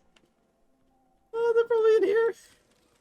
And finally, we find Dolly Grub, tied up in Lily's shower. So we grab them and bring them back to the table. While doing this, however, we can both see Lily walking around and find a hidden watch area on Sweet Street where we can find a note from Dr. Jessica Newman. Thing is, this seems to be in reference to Lily. But that's impossible. Lily wasn't made until after the Hour of Joy and was only proposed on the 6th of August 1995, while the Hour of Joy happened on the 8th of August 1995. So how could 2 months have passed as the observation log implies? Then again, it doesn't specify it's Lily, so maybe another experiment was kept here? It would make sense considering these dioramas existed before Lily did, but it's still confusing nonetheless. Nearby, we can find a note that Lily wrote as she angrily yells about the prototype never visiting her, having made a hole in the wall and covering up with a poster of herself.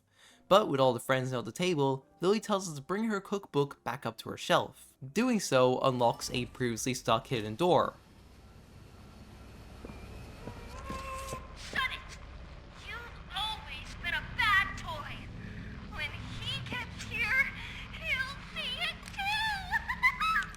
Here, we find that poster, and going up to the attic to grab a fire element like the damn avatar, we burn it and go behind the set, allowing us to sneak into Lily's bedroom where we find the corpse of the original Miss Gracie, ID and all. Honestly, entirely deserved. Fuck you, lady. Looking around, we find a heart-shaped key and hide from Lily.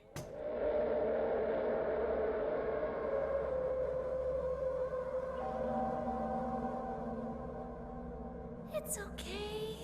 You're okay. Go back to sleep. Nobody's gonna hurt you anymore. Someone's been in here, Candy. Someone who's going in the box!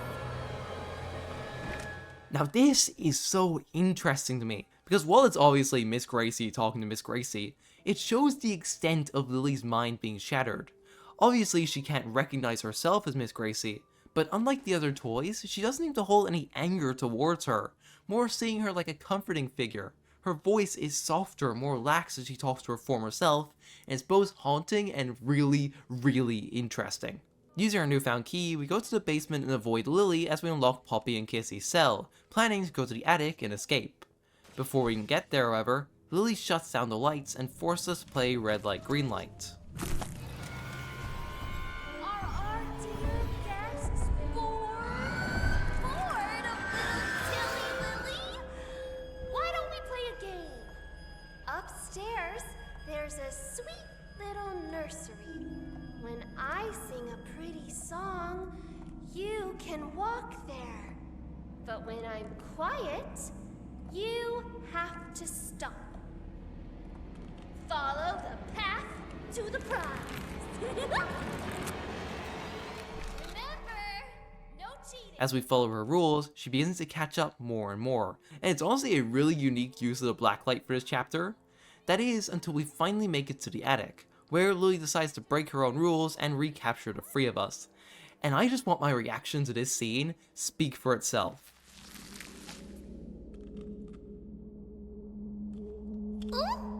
Our special guest is going to be thrilled. Uh-oh.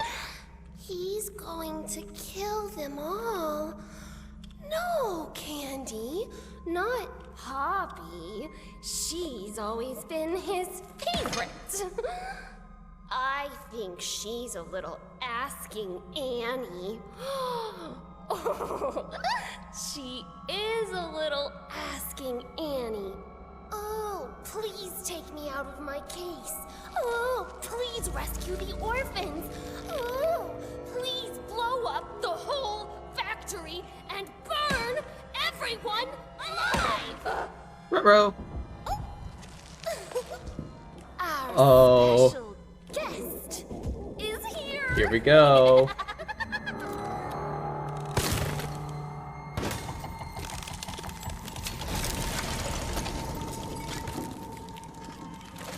Hello, prototype. Woo! Look at you.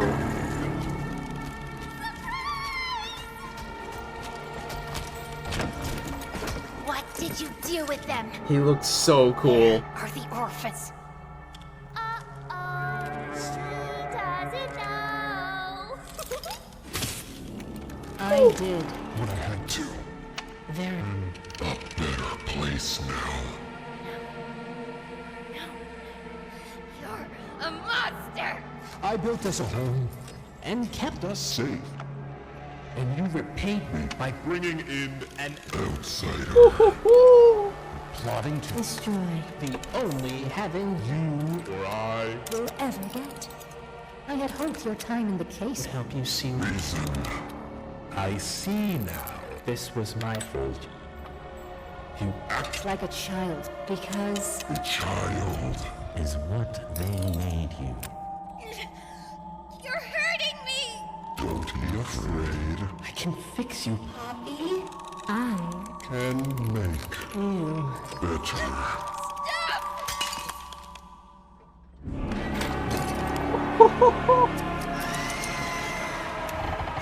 Hey, buddy. And you The outsider, But you're they call you. Shall we see what you look like? wrong side out. Don't touch her. Casey's gonna bro hit.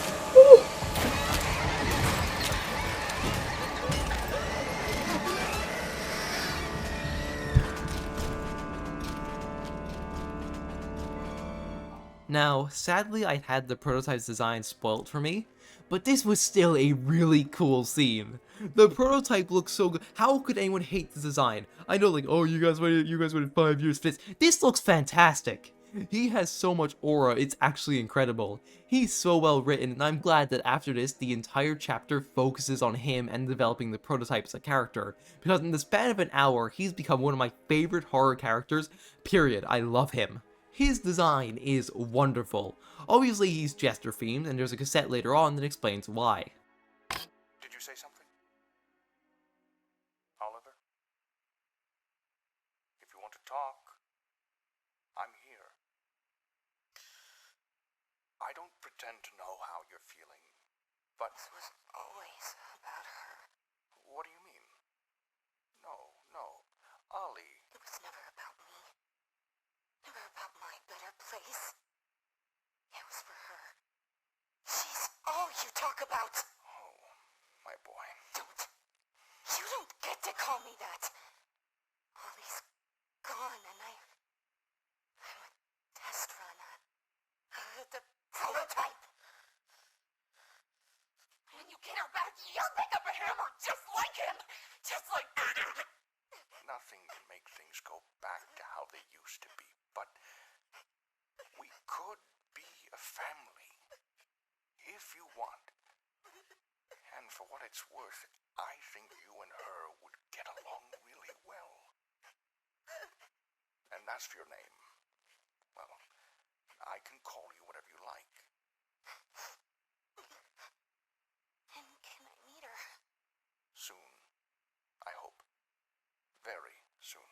That's right, Ollie was an actual real child. Not just that, but he was most likely Elliot's adoptive son after the passing of Poppy. Think about it. Not only would he need a test subject for experiment 1006 and to see if his own perfected Poppy gel would work, but Elliot Ludwig was a family man. He probably wanted to care for another child, but could never bring himself to care more for Ollie than he did with Poppy. And that's why the prototype is so obsessed with Poppy. Elliot was a king, Poppy his princess, and Ollie his jester, his plaything to experiment on and become a prototype. Poppy was their father's perfect little girl, and this is all exemplified later, but for now, I just want to look at the prototype's design, because there is so much artistry that went into this beautiful character. He's using Kissy and Huggy's severed arms alongside Mommy's to almost act as like Spider's fangs. He's turned Catnap into a fucking fur coat, which will never not be funny to me. Like, he's your most loyal subject, and you turned him into a coat. His spider legs being made of muscle tissue and mechanical parts, alongside the red smoke canisters being hung up next to Catnap's fur. It's very clearly shown that ever since he hid under Theodore's bed in Playcare, the prototype's been building himself up. Obviously, he once had to be small enough to hide in the camera's blind spot under a bed, but now he's built himself up to be this massive presence, and it works so well. In my own personal opinion, I've always thought Doughy as a design didn't really fit with the previous 3 poster antagonists. Catnap, Mommy, and Huggy all felt designed with each other in mind. But Doughy was different, maybe because, you know, he was made of dough, but he still fit in while kinda feeling just off. But the prototype? He slots right in. The way the animation team poses him with his animations as well, like, he looks so good, I love him. The way they have him twist and crawl on the ceiling, having him contort his body in so many unnatural ways. He looks so, I can't stop saying it, he looks so cool. The only thing I would add is at least something from chapter 4. Like, chapter 4 was already kind of a nothing chapter, thanks to chapter 5. And now the prototype shows up wearing all the antagonists from chapters 1, 2, and 3, except for 4. Hell, I would have settled for like something from Pianosaurus, but no, there's nothing from chapter 4 here. It's also really interesting that once again, the prototype not only reconfirms that he and Poppy are effectively immortal, But there's once again this religious symbolism that the factory is their heaven, the paradise they get, and the only one they will ever get because they can't die. I don't expect them to bring up that idea again, considering it was completely gone in Chapter 4, but it's interesting to see how the toys on the prototype side would consider this heaven. Okay, yap session over. Don't worry, I'll be back to talk about him later. For now, we need to talk about Lily's chase, which is arguably the worst part of this chapter. I know, whiplash, going from me praising the prototype to this, but as I said, it was coming. Every other chase allowed you time to mess up, but this chase doesn't. I follow Kissy too closely, like, you know, you'd expect me to. Bam, done. I start flying over an invisible wall. Bam, done. I take a wrong turn because I don't see the pathway. Bam, done. It's frustrating. Every other chase would have had Lily's hair blocked away and lead us towards the chase path. But here, it's just a wide open space. That's what made Huggy's chase so amazing. It allowed room for error, to make mistakes and correct them, while also feeling tense like he's right behind you. But due to how wide open this area is, it's so easy to get lost and not have time to correct it. Is this a skill issue? Maybe, but was it frustrating while I played? Absolutely. Still, we managed to run away from Lily and send her plummeting to her very, very well-deserved death. Lily was a fun character. I liked how her hair was used during the chase, and the whole segment was really fun. It just kinda felt off near the end. Still, we keep moving, meeting back up with Giblet, Kissy, and Poppy, as we see the extent of the damage the prototype inflicted on her. And can I just say, why do you look at us like we did it? I was just gonna say, like, he looked at us like, why'd you hurt my sister? Like, bro. Poppy's voice is now stuttery and glitchy, missing an eye and half her hair with her porcelain face being cracked in every way. It's also interesting to see how Poppy reacts to Giblet. Like, the last time she saw him, he was still normal. But we move on, as Giblet says the plan's still gonna work and they need to find the tram in reanimation. Dropping down, we see windows full of poppy gel as we explore the area and see the prototype stalking us, which looks so cool and reminds me a lot of Huggy in Chapter 1, with his claw appearing around the corridor, his entire face being visible before dropping down. We can also find a VHS, which basically covers how they were able to preserve a human body for experimentation. And if we thought Chapter 3 was dark, oh boy, they're literally talking about taking a child's organs, taking their brain, preserving it, and chucking it in a body. Like, it doesn't get any darker. Why is this a kid's game again? This area also houses Dr. Arkin's last note.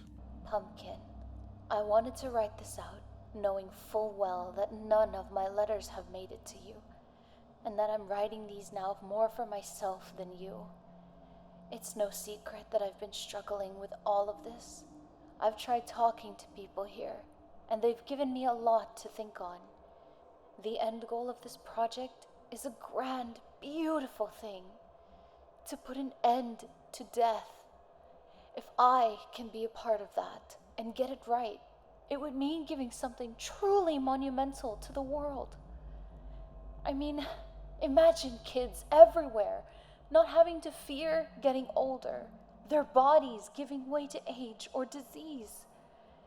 There's no vision more grand than that. But really, the world for me is you. You and your father. When I explained death to you after your grandpapa died, I remember your tears. You were sad, I know. But more than that, you were scared. It hit you then that life has to end, and that all that fun and joy doesn't last forever. There was nothing I could say to you to make that kind of pain go away. When I got the offer, this was all I could think of and why I accepted. To me, what I'm doing here is my sacrifice for you. I've had to give up a lot of myself for this project. Do things I never thought I'd be capable of doing. I can't honestly say I'm any kind of good person anymore. Hell, I'm a monster. But if the world I give you is one where you need never fear an end, then I have to make myself believe it was all worth it. Start by doing good at a smaller scale. Make that your world. Well, I'm gonna do good by that world, Pumpkin. I'm gonna do good by you, no matter the bad that puts in me. Love, forever and always, Dr. Chloe Arkins. Now, this is why I've been bringing them up, because they're so interesting and devastating. They were promised their work was going towards cheating death, to make no child afraid of it anymore, and yet she's locked away from her family. Her letters never leaving the factory she now calls home. And that's sad. God, I hate Playtime Co. for what they did. Not only to the toys, but for what they did to the employees. This company seems to specialize in radicalizing people more than making kids' toys. It's insane. Like, I hate this company. Still, we managed to reach the tram without much issue. That is, until we're ambushed by Huggy once more. Hello, Huggy. This way to your train. Oh! Hello, Huggy! This is our final chase with Huggy as he relentlessly pursues us through the factory, destroying anything in his path, and we have multiple near misses where he almost gets us until we reach a pit of poppy gel. We manage to get over it and reunite with Kissy, with Huggy right on our tail.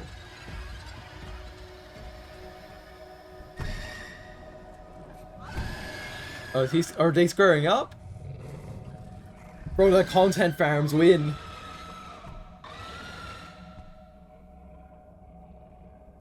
The content farms have never predicted such beauty.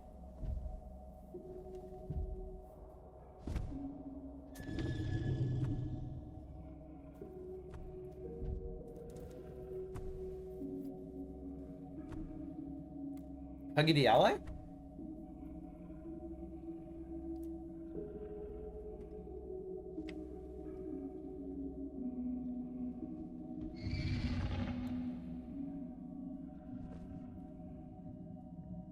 Oh.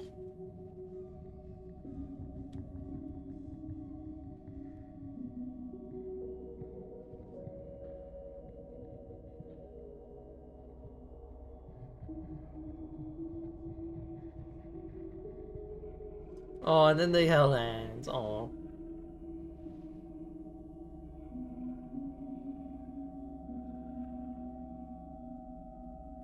Yeah, there it is.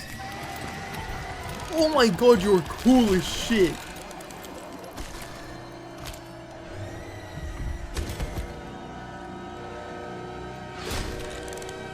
Oh my god. That's right, people. The content farms have won. Okay, in all seriousness, the prototype is now in hot pursuit with the train. Kissy and Huggy are now presumed dead, and it's up to us to try and shake the prototype. We try everything. Disconnecting train cars, electricity, explosions, ice, all to no effect, as the prototype just walks it off, continuing to taunt us with Elliot, Dowie, Poppy, and Mommy's voice, reminding us of our past failures. His jump scare, while kinda dull, is really cool, as he uses his original Ollie voice to laugh at us before we die. Eventually, after exhausting ourselves, having run from the prototype for so long, dodging his claws and outrunning him as he crawls on the walls and ceiling of a tunnel, catching up to a train, we're told by Giblet that the train's gonna crash and we need to jump off, doing so at the last second. As we go to expect the crash, the prototype stands up from the wreckage and chases after us. Giblet hides as Poppy and the player run towards an exit as the prototype wraps his hands around us and stabs through our chest.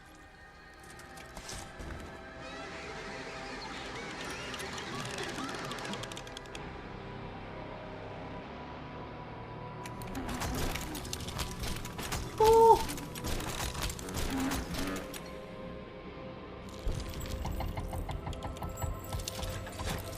Hey, bud. Don't. Oh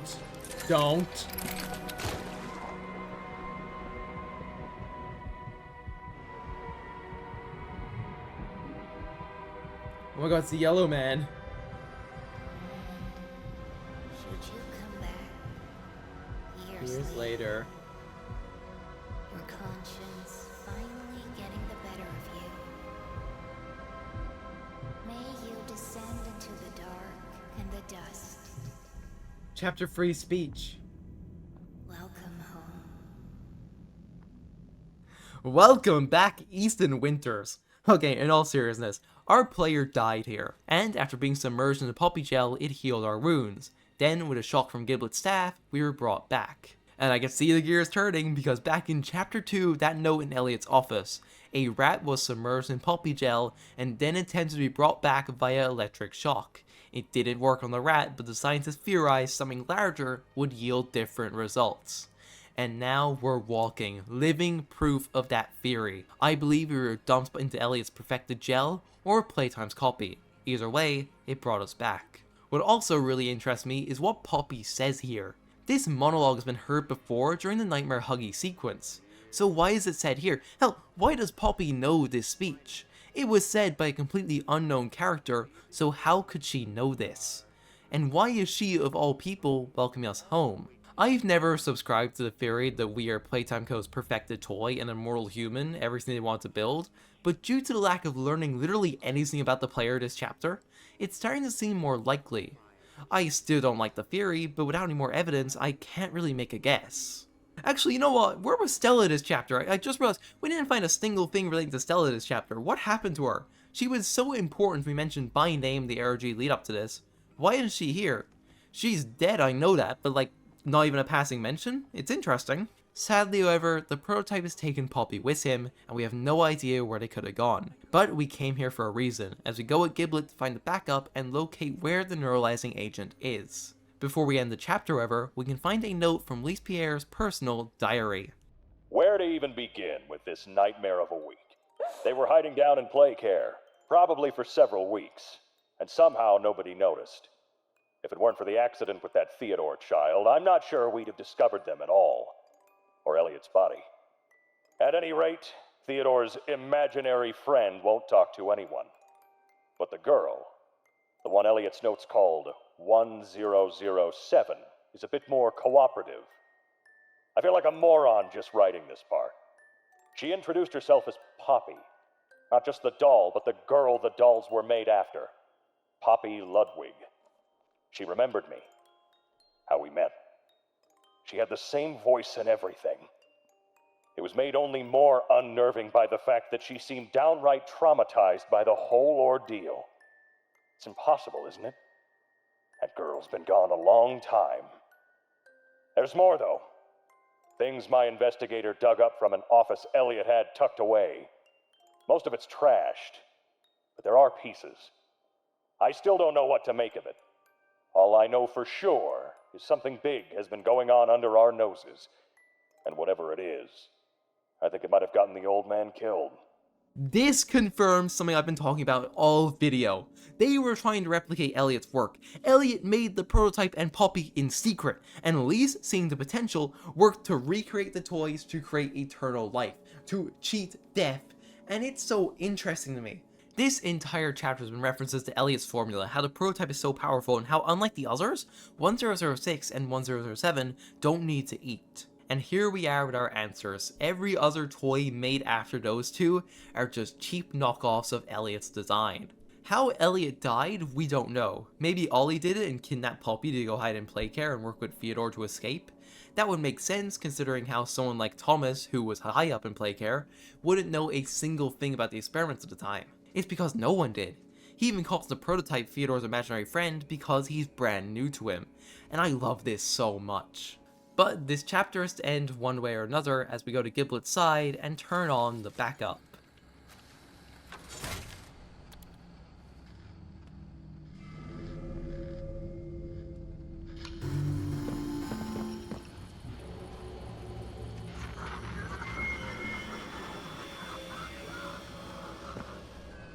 Well now, this is a rather interesting turn of events. That's right, we end this chapter with Harley Sawyer's return. Where could this go? Who knows? Who knows at this point? I'm excited for chapter 6, but who knows where it's gonna go, man. Now, chapter 5 has its issues, so let's get them out of the way first. While I love Miss Gracie being Lily Lovebrazen, and I love the idea of the toys torturing her using the same message she did, it's disappointing to say that if you cut her out of the story entirely, absolutely nothing would change. Literally nothing. Her entire area is like an hour of padding. If she had been in Chapter 4, she would have been a much stronger character, but in Chapter 5, near the endgame, I don't really think she has a place despite all the praise I gave her segment. I'm also just disappointed this wasn't the end. There were so many moments in this chapter that felt like something big was coming, like we were nearing the end, but nope, Harley's back, yippee! Ever since Isaac, who directed Puppy Playtime Chapter 1 to 3, left the team, I can't help but feel this franchise I love has kinda made a different turn. Don't get me wrong, I love Chapter 4, it's a great chapter for all its flaws, but you can very clearly see the differences between the first 3 chapters and these last 2. Unlike Chapters 1 to 3, nothing was foreshadowed beforehand, and Isaac has even said that his original story outline was 5 chapters long. So why are we dragging it, Mob? I know you've said, oh, the story is malleable, it evolves and grows the community. End it. Don't ruin a good thing. You are so close to an ending, and if we get a Chapter 7, I swear to God, I might have to reconsider this being my favorite game of all time. Overall though, this chapter was amazing. If I were to give a ranking, it would be Chapter 3, Chapter 5, Chapter 2, Chapter 4, and Chapter 1. All of them are good, but nothing tops 3. If I were to give recommendations for Chapter 6, don't introduce a fuck ton of characters, please. At least in this chapter, the characters you did introduce were really interesting and didn't take up a lot of screen time, but still, knowing you, Mob Entertainment, don't do another Critters brand, please. Puppy Playtime is my favorite horror game, period. It's a spectacular series with a story I'm so invested in, to the point that the lead up to Chapter 5 had me reading again. Yes, it was the Puppy Playtime wiki, but it was still reading, okay? I don't do that often, and yet here I was scouring the wiki like a gremlin trying to refresh myself on all the lore. Each chapter so far has done an amazing job not only paying off things from the start of the series, but also laying the foundations for new reveals and storylines. My only real concern at the end of Chapter 5 is that it may become bloated.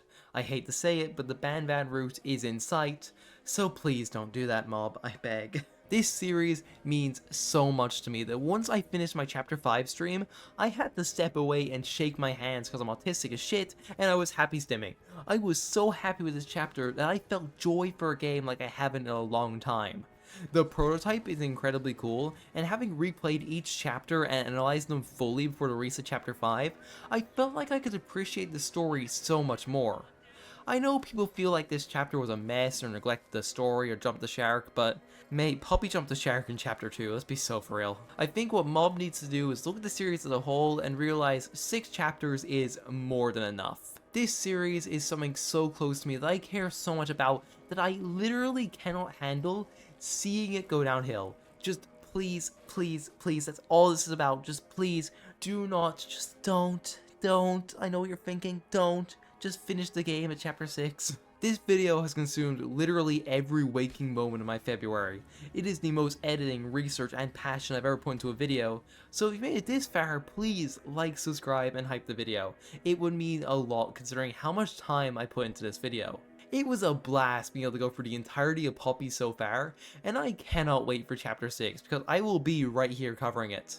So for now, thank you so much for watching me ramble about Puppy Playtime for the last 3 hours. You all, over the last nearly 2 years of making videos, have given me so much confidence to be passionate about the things I adore. Each video I put out, no matter how well it does, will always be made completely out of my own passion or interest for a franchise. And I hope this lovely community I've built can continue to grow, because I'm thankful for all nearly 9,000 of you at the time of writing this. You all have made this hobby into something I absolutely adore, and your support means the world. So, with that said, thank you for watching, and I will see you in whatever I make next. Because I'm taking a break. I made this Chapter 5 segment in like 5 days. I'm tired. Bye bye!